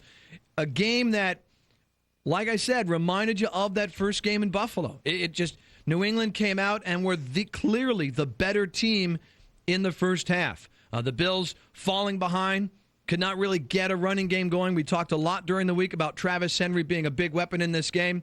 But, before you know it, they're down 10-0, 17-0, then 20-0 at halftime. So they never really got a running game going in this one. Bledsoe had a miserable day. 4 interceptions, one of them in the end zone, a play that I'm sure he would love to have back when he should have thrown the ball away. That cost him a touchdown. Another one where he probably should have taken a sack where he threw the ball into Ty Law, who was covering Eric Moulds. So Drew Bledsoe did not have a good day throwing the football. And let's face it, this has been the pattern of the season. When Bledsoe has interceptions and has a bad day, the Bills lose. If he doesn't have any picks, they win. That was the case on offense today. New England didn't, really throw a lot of crazy, freakish, gimmicky schemes at the Bills. They did blitz. They showed some different looks, and they did a nice job again against the Buffalo Bills and forced some turnovers. On the other side of the coin, Antowain Smith got a touchdown but was not a big factor in this game. But Tom Brady, very efficient, hit the deep ball early, burned the Bills' defense for some big plays in the first half, and burned the Bills' blitzes. They tried to get aggressive in this game. They didn't want to sit back. They tried blitzing on a couple of plays that really cost them, that turned into big plays for New England. Again, no takeaways. For the 8th time this season, the defense did not take the ball away, and that also added up in the loss to the New England Patriots. Again, we'll take your calls at 626-1077. Get your comments on the game. What went wrong today on offense? What went wrong today on defense from the many things you saw? And do you believe they still have a shot? I mean, they're 6-7. They're last in the East. They finished the division, which is a tiebreaker, at 2-4. They've now lost the head-to-head to the Jets with a sweep and lost the head-to-head to the Patriots with a sweep. So essentially, they're 3 games back of New England right now. So that's why I say, for all intents and purposes, it's over. We'll go out to Seattle to start things off. Lee, you're on WNSA and Empire. Go right ahead. How you doing, Howard? Good, Lee. I've got a question and observation. Observation being, we have to be possibly the worst open field tackling team in the league. I counted 2 times where we made first contact and actually made the tackle. Just amazing. And yes, young team, I understand that, but boy, tackling's a fundamental. My question is, what in the world are we doing kicking a field goal on a 4th and 1 in a 4-possession game? It stayed a 4-possession game even after making the field goal. They hadn't stopped us once in short yardage. Right.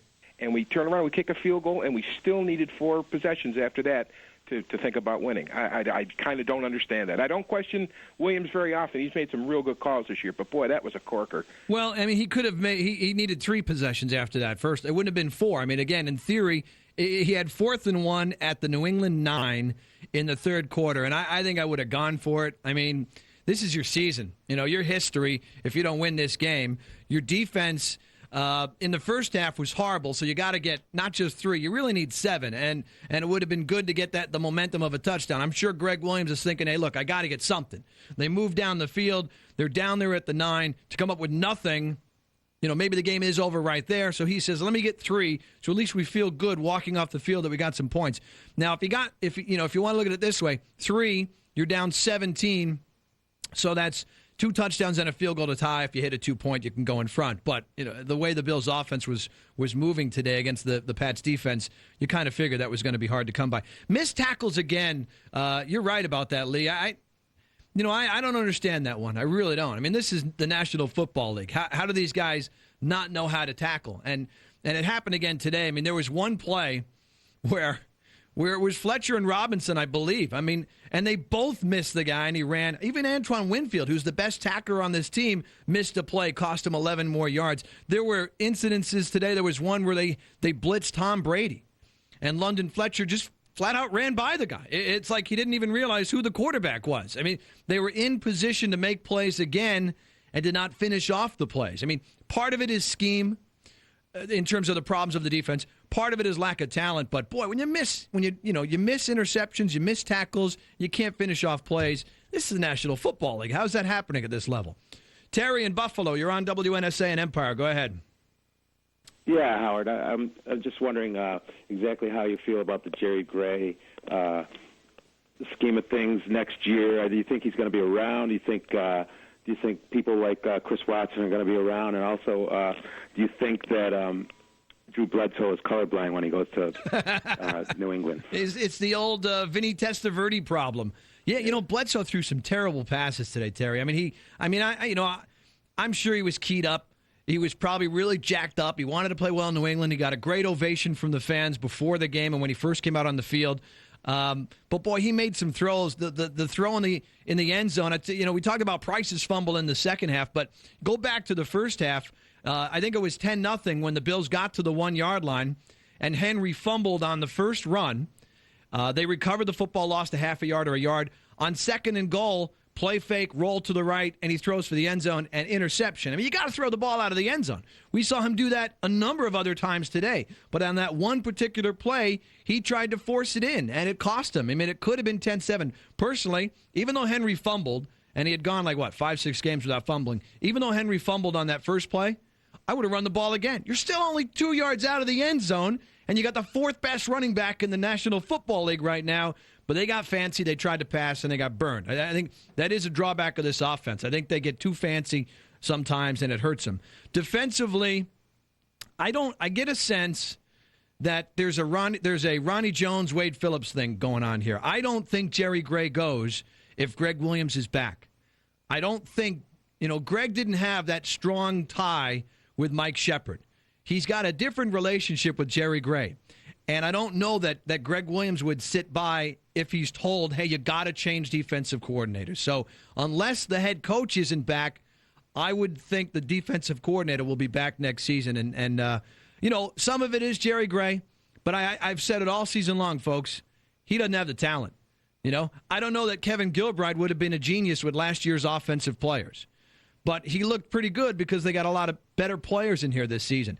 Jerry Gray doesn't have much to work with. And I think in an offseason where they address defense, if he's back, I think he'll be a little bit better off. 626-1077. Let's go to Atlanta. Ralph, you're on WNSA and Empire. Go right ahead. Thank you for taking my call. Sure, thanks for calling. One thing I just want to say to the people, I'm from Buffalo, and I'm a big Buffalo fan. And we can't really be discouraged. Just look at where we were from last year as opposed to this year. Mm-hmm. And granted, our defense is horrendous right now. I believe we're probably at least 4 players away to really contend for next year. And with the salary cap room that we'll have next year, we'll be able to add those players to improve, because this is really unfair to judge Gray this year. Because, look at the talent that we have on defense. It's really horrendous, and you kind of put him in a bad spot. So I'm just telling people in Buffalo, just keep your head up, and let's wait till next year. Kind of take this year, build off of it, and let's see what happens next year. Yeah, Ralph, that's the way I've been thinking. So I haven't really gotten as upset maybe as some people, because I didn't really expect much from this team. I looked at it and I said, okay, well, the offense is much better than I thought it was going to be. So, they're not going to be probably 6-10 like I predicted. Maybe they'll win a game or two more than that. But the defense has some major flaws in it. So I don't think it's a playoff team. And I think maybe some people got caught up in everything and said, boy, but so that's why I don't get as upset. I honestly think 03 is their year, and they weren't prepared to make the playoffs this year because they're not good enough. That being said, you never know what happens. The Bills have, knock on whatever this is, been relatively injury-free this season. You could go into this and say they'll fix the defense, they'll go back in 03, they're a better team. What happens if there's a string of injuries? What happens if Bledsoe, heaven forbid, gets hurt in training camp? Or a couple of other players go down, Moulds gets hurt, or Henry. You never know. So I think people look at it and say the opportunity was there to make a run this season and sneak into the playoffs, and maybe you weren't good enough, but you could have done it. And that's why it's disappointing for a lot of people to watch how the season is kind of falling apart in the second half. All right, let's take a break. We're here till 6 o'clock. We've got plenty of time to get in all of your phone calls as we get your thoughts on what went wrong in New England today. 626-1077. Toll free 866-626-1077. Pound 1077 for car phone calls. 27-17 the final. The Bills lose to the Pats. Our postgame show continues on Empire and WNSA.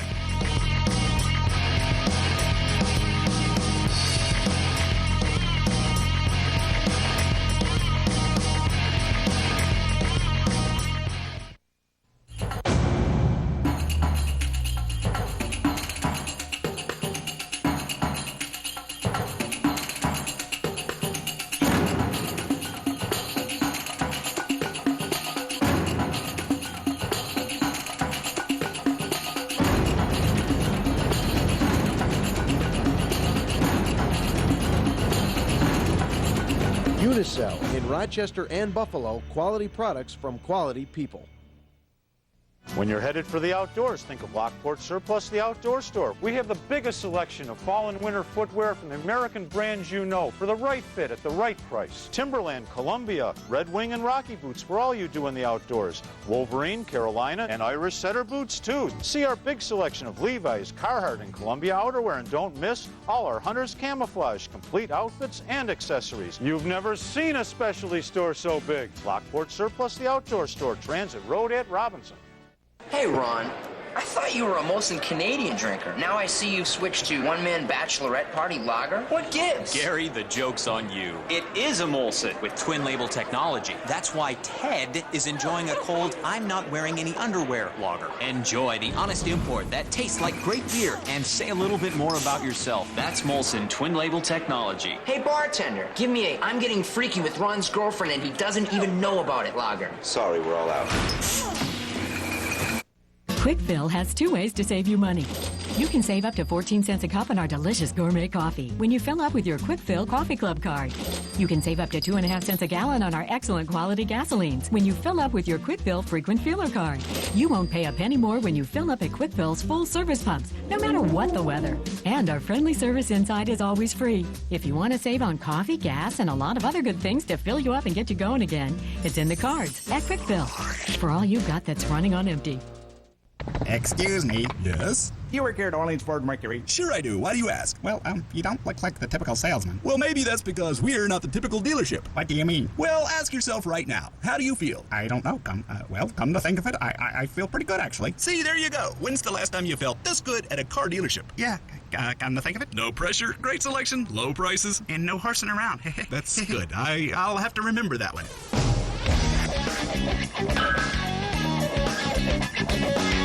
Exclusive radio coverage Tuesday as the Sabres take on the Senators at HSBC Arena. The only place for Rick Jenneret and Jim Lawrence is the voice of the Sabres. WNSA, just you, your radio, and the Buffalo Sabres. Puck drops at 7 Tuesday on 107.7 WNSA. ACC basketball. Wolfpack fans are geared up as South Carolina comes to battle NC State and Julius Hodge. Tonight on Empire.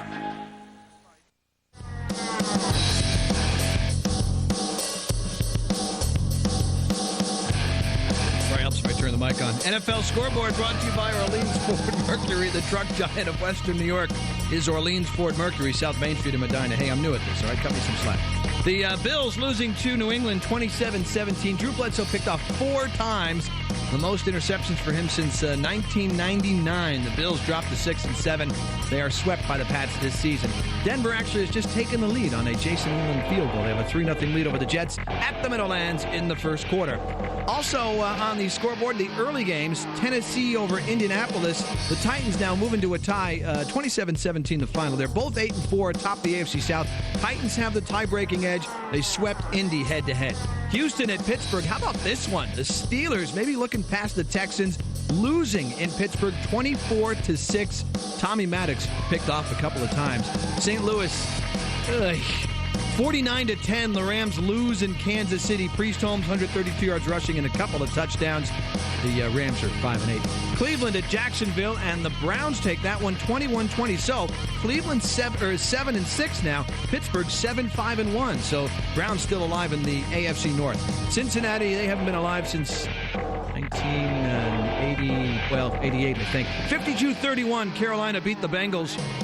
We're now 1-12. Well, at least the Bills will beat them. San Francisco at Dallas. The Cowboys leading this one in the fourth quarter, 27-24. Niners could have clinched the NFC West with a victory over Dallas. Again, they're down 3 in the fourth. Giants at Washington, 27-21. The Giants lead this one in the fourth quarter. The big showdown in Tampa Bay was not a showdown. Tampa Bay all over Atlanta, 34-10, as Michael Vick gets 1 touchdown but is picked off. 4 TDs for Brad Johnson. Bucs are 10-3. Late games, Oakland already with a 7-0 lead at San Diego. A battle for first in the AFC West. Both are 8-4. New Orleans at Baltimore. This one is in the first quarter, and the Saints have a 3-0 lead. Also in the late games, Philadelphia at Seattle. The Seahawks have a 3-0 lead over the Eagles in the first. Detroit is playing Arizona. The Lions have a 7-0 lead in the desert in the first quarter. Tonight, it is Minnesota at Green Bay, and of course, Miami at 7-5 will host Chicago in the Monday night game, and the Dolphins will have Jay Fiedler back in action. Let us go to Bill in Lockport. Welcome to WNSA and Empire. Bill, you're on the postgame show. Yeah, I just had a couple of questions to ask, and then I'm going to hang up, okay? Sure. All right.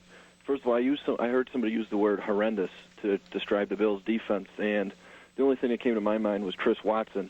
My question is why he is on the field. And then my other question is, when we were in a prevent defense, how do we get beat downfield on 3rd and long? Thank you. I'm trying to remember the specific play you were talking about. I can't remember the specific play. I know they gave up a number of big plays in the first half, so I apologize for not remembering which play you're talking about. I tell you what, I was a little surprised that Chris Watson was out there because it seemed to me the Bills had taken a shift last week and played Jason Bostic more in the nickel packages than Watson, who really has struggled over most of this season and may have played himself out of the third cornerback role on this team, I would think. It's a fair assessment at this point. And yet they went back to him today.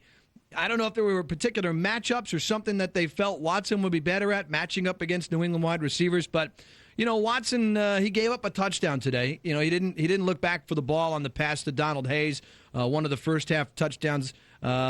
Other than that, I don't know how many other plays he might have given up. I know he gave up the touchdown, but yeah, I was surprised. I thought they would stay with Bostic in this game because he played well against Miami. Yet they switched it back, and I think Chris Watson again has probably played himself out of a job. Now he signed a multi-year contract extension in the offseason.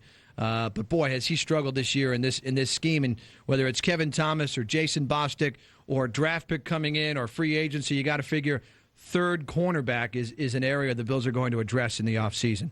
Dan in Whitehall, you're on WNSA and Empire on our postgame show. Hello, Howard. How are you today? Good, Dan. How you doing? Well, okay. At the beginning of the season, like you, I figured 7 or 8 wins. Right. And I was going to be pleased with that. But they shoot themselves in the foot every week. Too many mistakes. My Pop Warner team makes fewer mistakes than they do every week. It kind of gets me upset. Mm-hmm. I want to see them definitely work on the defense because I believe the offense, with the offensive line, they're going to do great. If they have to give up Peerless Price because I know he's a free agent, they should definitely get somebody. Maybe there's another Bruce Smith out there. If he is, I hope he comes to Buffalo. Peerless is going to be an interesting call, and I think really this will fall squarely on Peerless's shoulders. Now, I got to tell you, he had a great first half. Second half of the season, he's not doing as big a job of helping himself. He played well against Miami, but, the game in Kansas City, he took some costly penalties. Today, he was the one who got called for illegal motion on the pass play that was wiped out, a play that would have put the Bills at the 15-yard line, down 3-0. And who knows? If that drive continues as is, maybe it changes the future of this game and how it turns out. We'll never know. And then Peerless fumbled in the second half, had the ball ripped out of his hands by Otis Smith when they had gotten within 10. So what I think happens here is the Bills will see what Peerless Price thinks he's worth. If he believes he's worth number one wide receiver money, like an Eric Moulds or even near an Eric Moulds, I don't think they're going to pay him because I don't know that Tom Donahoe will want to have 2 number one paid wide receivers under the salary cap on his team. If that's the case, I think they move in another direction. Josh Reed bumps up. They can try free agency. Apparently, it's going to be a very deep draft for wide receivers. They could go there for a third wide receiver and then spend the money on defense. Dan, thank you for the call. Ange in Amherst, you're on WNSA and Empire on our postgame show. Go right ahead. Howard. Yeah, Ange, go ahead. At the start of the game, before the Patriots' first offensive play, my wife says to me, after all those dinks and dunks the last time they played, watch out for the bomb. Yeah. Then Phil Simms says, now, last time they sort of ate Buffalo up with screen passes, right. Watch for them to go long. Right. My question is this. If my wife knows they're going to go long and Phil Simms knows they're going to go long, how come Jerry Gray doesn't know they're going to go long? Well, I tell you what, I give credit to your wife. I think Phil Simms might have been tipped off in a production meeting. I mean, you heard some of the comments that he and a lot of the analysts, they have production meetings with the staffs, and I think they get a kind of an idea of certain strategy, some lineup changes, some twists, some different things they're going to throw. So he may have kind of gotten a feel from New England. I'm not saying he didn't know it. I think Phil Simms is one of the best analysts in the game, but it's quite possible he could have gotten tipped on that. That's the thing about Belichick when you face his teams. Now, I know we're talking offense here and not defense, and it's Charlie Weiss, the offensive coordinator, who's done a great job in both games against the Bills. But that's the key about coaching, You set them up with something, and then you go in another direction.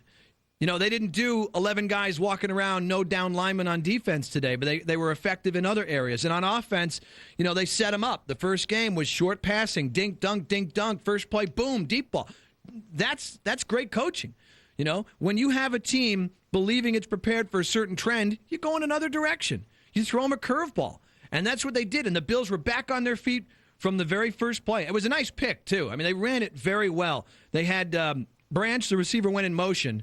And when he came across and the play started, the other receiver, I forget who it was, took his man, the Bills DB, out upfield and essentially picked out Clemens off the play. So Clemens couldn't get around. The safety came over late, and Branch was wide open for the 41-yard pass.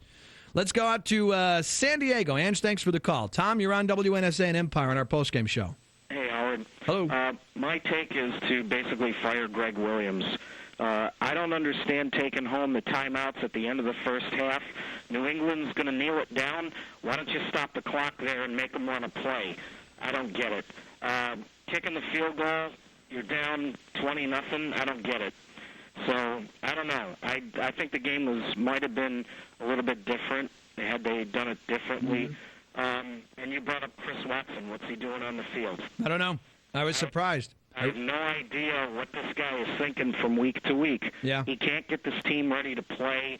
His clock management still atrocious after all these years. So I say run the guy and start fresh next year. Well, we'll see what happens, Tom. If I had to make a guess right now, I'd say he would be back.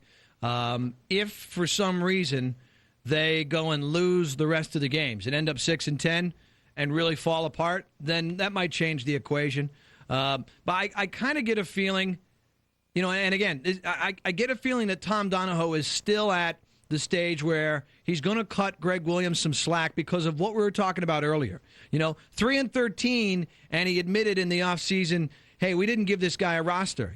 A third of their roster was taken up by dead cap money last year. So he gets them an offense, but they don't really have a defense. I got a feeling the GM will look at it and say, I haven't given this guy a full roster to adequately decide whether or not he can be a head coach in the National Football League. That being said, if the owner isn't happy, all bets are off. I mean, if Ralph Wilson goes to Tom Donahoe and says, hey, I'm the owner, I'm the guy who signed your check, I don't like this, I want to change, then you might just see a change if the owner wants it. I tell you what, you mentioned the timeouts in the first half. I didn't like the fact they weren't burning them in the second half. I know it's 27-10, but I thought, while New England's got the ball, maybe blow a timeout, or, by the time the Bills used their first timeout, they had the ball offensively. There was 2:12 left in the game, so I was kind of dismayed by that one, Tom. Thanks for the call. Jeff in Buffalo, you're on WNSA and Empire. Go right ahead. Good morning, Howard. Good afternoon, Howard. I couldn't agree more about Williams. Yeah. I think he's got to go. Got to go? My main concern is watching a team with their season on the brink of elimination with about 6 minutes left, needing a Hail Mary, touchdown, onside kick, another Hail Mary, another onside kick, and then a field goal to tie it. And they're throwing 6, 7, and 8-yard passes over the middle, and they took about 4.5 minutes to score the touchdown to Moulds. And basically, to me, that's I don't know if this is a good analogy or not, but that's like a hockey team down by 1 or 2 goals on the brink of elimination, not pulling their goaltender. Well, a couple things, and with Greg, actually, I should have mentioned this on the previous caller. I mentioned it a couple weeks ago. I would make a change in head coach after the season, regardless of what happens the rest of the way, strictly based on this. I talked about this a couple weeks ago on my show during the week. I don't think this coaching staff will be good enough with an increased player talent level next season that I believe will be good enough to make the playoffs. I don't think this coaching staff is good enough to get to that next level in terms of coaching. The players will increase, but the coaching staff is stuck, and I don't know that it can get much better. And next year, it's a small window of opportunity in the league these days. Next year, when I think they'll be good enough on the field to make it, I wouldn't mess around and waste an opportunity on a staff that I don't really think is good enough to get this team into the playoffs. So that's why I would change them. Again, on that, I think New England did a very good job of having safeties back and taking the deep ball away. I mean, how often did they throw downfield at all today? There wasn't much in the Bills' offense in terms of the big strike. And New England, credit them. I think they did a great job defensively of taking that away, confusing Bledsoe, and not letting them do what they want to do. That's what Bill Belichick is known for, taking away your strength. The strength of the Bills is the vertical game. And in 2 games, he took it away. 626-1077. We'll take your thoughts. 866-626-1077. 27-17 the final. Bills lose to the Pats in New England. They're 6-7, and we roll on our postgame show in a moment on Empire and WNSA.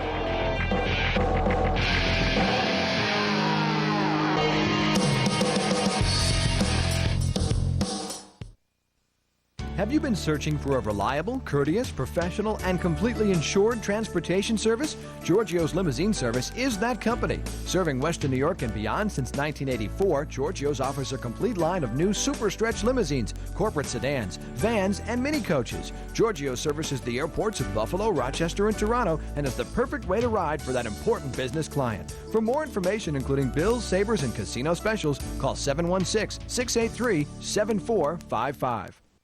The greatest duos of all time have always come in pairs. Adam and Eve, Romeo and Juliet, Beavis and Butthead.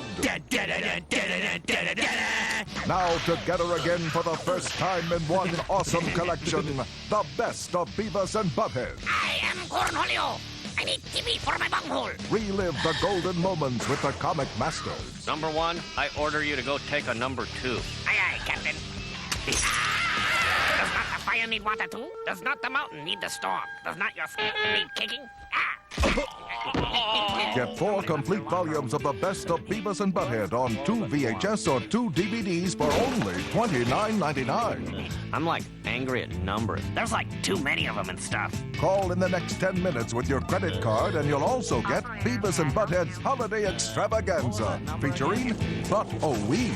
Ween. And Beavis and Butthead Do Christmas absolutely free.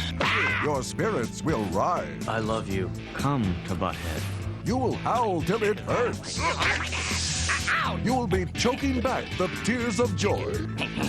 We guarantee you'll laugh long and hard. Long, hard. Or we'll refund your purchase price. We have a winner. So call in the next 10 minutes with your credit card to experience their genius again and again. I have seen the top of the mountain, and it is good. You'll get 42 incredible episodes on 3 VHS or DVDs for only $29.99. Yes! Cool. This offer is only available right here. Would you like to pet my poopy? So call now. Use your credit card and call 1-800-396-8811 to order Beavis and Butthead on 3 VHS or 3 DVDs for just $29.99 plus shipping and handling. Or send check or money order to Beavis and Butthead, Department 1, Richmond, Virginia, 23280. Call now. Attention inventors. Need a patent? Then you need Inventec, the launch pad for new ideas. Only Inventec offers a free new product market analysis and a free bonus video. It's the first step towards the patent and marketing success. Call 1-800-430-1212. With your market analysis, learn the secrets the pros use to take it to the next level. Call now and receive your free analysis, free marketing info, and a free video.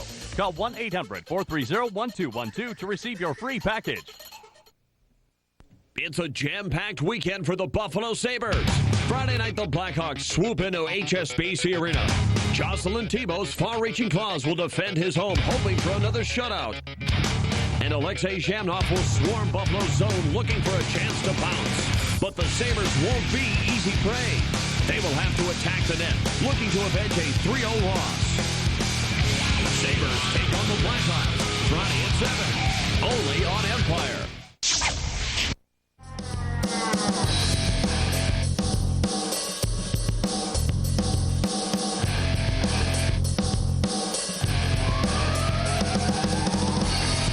Welcome back. Our postgame show continues on the Empire Sports Network and WNSA Radio.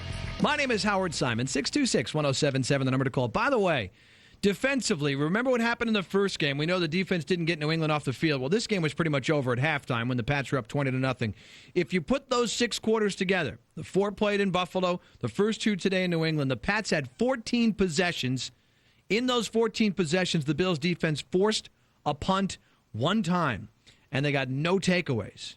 New England got 7 touchdowns and 3 field goals in those 14 possessions. And actually today, in the first half, they had 2 other touchdowns called back by penalties and had to settle for field goals. It could have been a lot worse than it was because altogether there were 3 touchdowns. Another one in the second half called back on New England because of penalties. 626-1077, the number to call. Mark in Depew, you're on WNSA and Empire. Go right ahead. Yeah, Howard, how you doing? Good, Mark. How are you? Well, I'm a little bit better now that the season's over. Got a little bit of false hope, thinking that the Bills might be able to do something considering the beating that they gave Miami last week. Mm-hmm. You know, and they, what a lackluster game I was watching here at home. It looked like the Bills weren't playing with any kind of fire. And then the second half, they decide 4th and 1 situation at the beginning of the half to go for a field goal. At least he didn't punt. You're down 20 points. You know, what else you got to lose? You got your season hanging in the balance there. Right. You know, and I guess the next question you can ask Williams, hopefully he won't be back in Buffalo next year. I'm hoping to God that he won't be back because I think he stinks. Maybe you can ask him where he'll be playing golf in the offseason. Maybe back in Tennessee. I really don't know. Yeah, I think, you know, if you're New England, maybe you go for the field goal there. But if you're the Bills, and like you said, what have you got to lose? You know, you're down 20 points. You are on the brink of probably elimination from the playoff picture. Go for it. You know, and I think, I would like to have seen him go for it there. I was a lot. That's great English. I was very much disappointed in that. Now, to your original comment about Miami, see, the difference here, I didn't think they were going to win this game. The difference here is they beat Miami, but Miami is a one-dimensional offense, or was a one-dimensional offense in that game. Jay Fiedler healthy, they're a better offense because they'd have balance. And you think about Fiedler last year winning the game at the stadium in the fourth quarter. But Ray Lucas and then a not 100% Jay Fiedler, they were one-dimensional. So that's why Ricky Williams could run for 228 yards, 2 touchdowns, and they lose because they were one-dimensional. And I knew going into this game, Antowain didn't have that great a game. I think they held him to 68 yards. He did get a touchdown. But, you know, Antowain could get some key runs, but Brady would get some key passes. It was hard for me to envision this Bills defense, which doesn't get takeaways and barely can shut down one dimension, let alone 2, finding out a way to stop New England. And they didn't stop them in the first half, and then the offense went south as well, and it all fell apart. That's why I was much less confident about this game coming off the Miami victory. Steve in Florida, you're on WNSA and Empire. Go right ahead. Yeah, how you doing? Good, Steve. I just really think that the Bills, which I've watched all the games this season, yep. I really think that they're really lacking somebody who can rush the passer. If you had somebody that could just rush a quarterback or something, it makes the entire defense change. And I don't think you can blame the coaching staff because you're really playing with a stacked deck when you don't have. Right. They haven't made anybody throw the ball when they didn't want to. Right, and you saw it again today. I mean, they don't get much pressure. They don't get pass rush. And then, you know what? It's funny. We took a lot of calls during the week. The Bills have become a very conservative defensive team. Now, today, a little bit in the first half, you saw Jerry Gray gamble. You know, he blitzed. He sent linebackers. In fact, on one of the big plays, the big pass to Fourier, the tight end, he sent 2 linebackers, and I think the third came late. And even Wire was moving up. They were all coming. And that left the field way open downfield for Christian Fourier, and he gets the big play, and they eventually score on that drive. And then there was another play where they blitzed, and London Fletcher just missed Tom Brady altogether. But anyway, they can't generate pass rush, so they would need to blitz to do that. When this team blitzes and gets aggressive, they have no clue what they're doing. You know, that happened in the first half. They give up big plays. So Jerry Gray looked at this early this season and said, look, I'm blitzing, I'm being aggressive, and I'm getting killed. So if I'm going to die a death here, rather than die a quick one, I guess I'll die a slow one. Maybe I got a chance of getting a turnover if I keep everything in front of me. So they kind of changed their philosophy a little bit. if they had a pass rush, the secondary plays better. The linebackers look better. I mean, I think it all starts on the defensive line. I like Pat Williams. Outside of that, you could hold open auditions for the other 3 spots in the offseason as far as I'm concerned. If Marcus Jones recovers from his knee surgery, and they have no reason to believe he won't recover, potentially that's your second defensive lineman with Pat Williams. Then you got to address defensive tackle and the other defensive end. Maybe it's Schobel. I don't know. He's a little inconsistent. Yes, he's a second-year player, so I got to cut him a little bit of slack. But I don't know about Aaron Schobel at this point. I think he's got to get a little bit stronger in the offseason. But it all starts up there, and I think that's the area they should address. James and Albion, you're on WNSA and Empire. Go right ahead. Hi, Howard. I was just calling to say everybody has been giving the Bills, a lot of grief because, they're only got 6 wins, but, they got to look at it. They're a lot better, than they were last year. And I think that after this season, they're just going to make a couple changes. I'd like to see Chris Watson out of there. But, I think they're going to be a really tough team to contend with next year.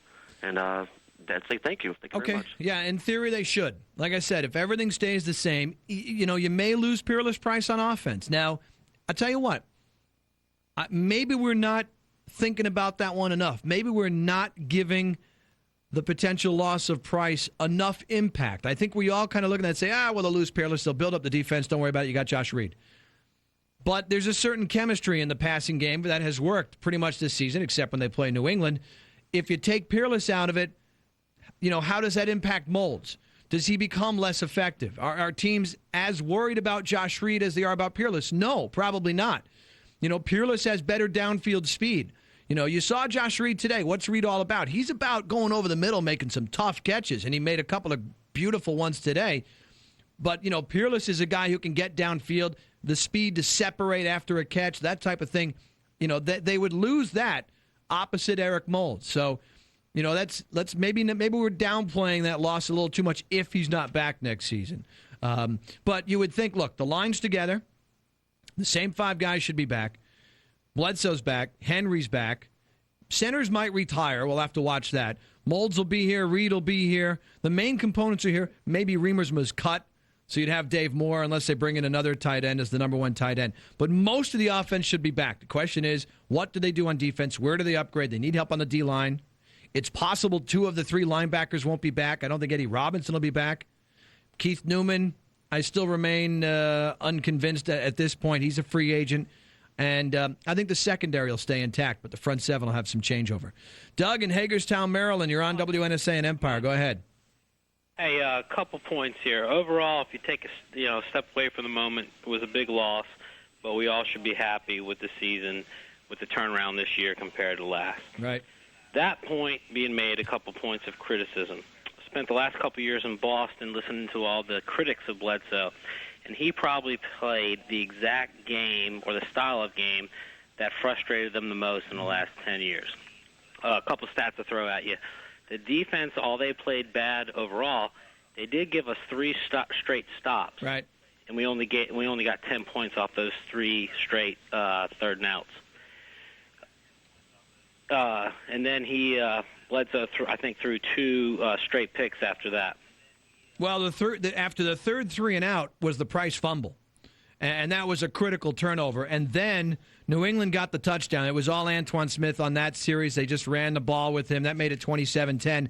Then came the interceptions by Bledsoe on back-to-back possessions. So it was the Price fumble first, then 2 picks. But, yeah, I mean, what he did today and what happened in the first game against New England is what, Bill Belichick must have thought about when he made the trade. I mean, when he made the deal, all of us thought, man, he's trading Bledsoe to a division rival. What's he thinking?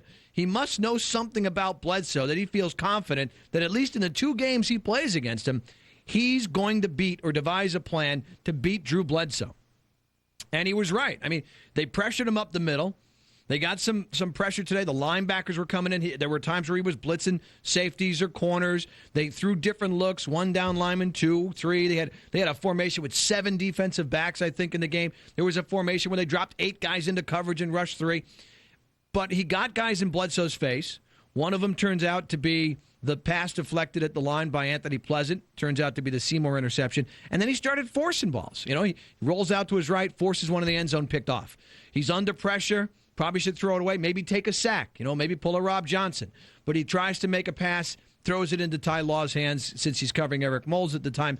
So I think you saw some things in the two games that Belichick saw and that led him to, okay, I'm going to move Bledsoe and keep Brady. Tom Brady, in 2 games against the Bills this year, I tell you what, I was not impressed with Brady last year against the Bills.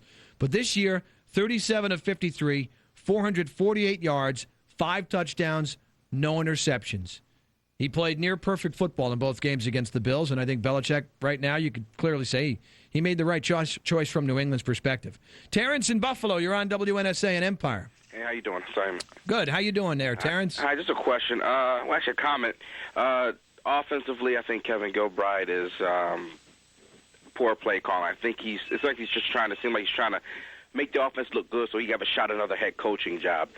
When you have Travis Henry, like you said earlier, the 4th leading rusher in NFL, and you don't use him at all, even though you're down 10-0, it's still early in the game. Yeah. Why not pound the ball out? Why not get control of the game, force them to stop blitzing, and force them to have to play traditional defense again?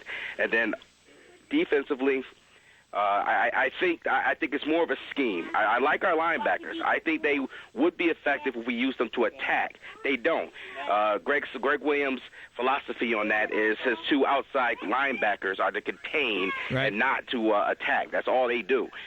I think that's loud. If you don't have a pass rush, you got to use your linebackers, allow them to attack, blitz a lot more, and we have good corners. Why can't they play man? Well, but we've seen them blitz and they get beat. I mean, they blitzed early in the game and they gave up back-to-back big plays. They gave up. I think it was either the 30-yard pass to Givens or the 30. I think it was the 33-yard to Fourier. And the very next play they blitzed and they were caught out of position on an end around. But even on blitzes, they can't get to Brady. And then the guys are out of position. They can't make stops. They got. I know we always talk about these 2 great corners. Well, Antoine Winfield has no picks this year. Nate Clements has 4. Thanks to Miami. And he's got no picks against anybody else. If these corners are so great, why aren't they making plays? I think the pass rush is the problem, but maybe we overestimated how good these corners are. Terrence, thanks for the call. And, with Gilbride, he's trying to make the offense look good to get a job. Well, if he's screwing up by overdoing the offense, he's not going to get a head coaching job. They're going to see the same things you do. If they're looking at going, why is he staying with the pass when he should be running the football? You think they want to make him head coach? 626-1077, the number to call, 866-626-1077, pound 1077 for car phone calls. I do agree with your original point, though, Terrence. I think he does get away from the run too much. 27-17, Bills lose to the Pats. We'll continue the postgame show on Empire and WNSA.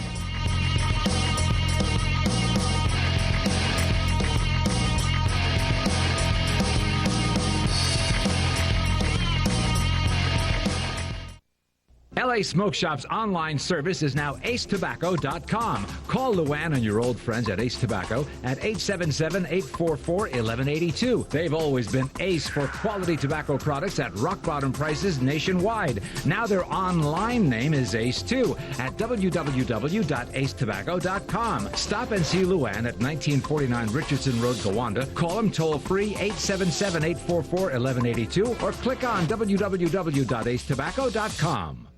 Quick Fill has 2 ways to save you money.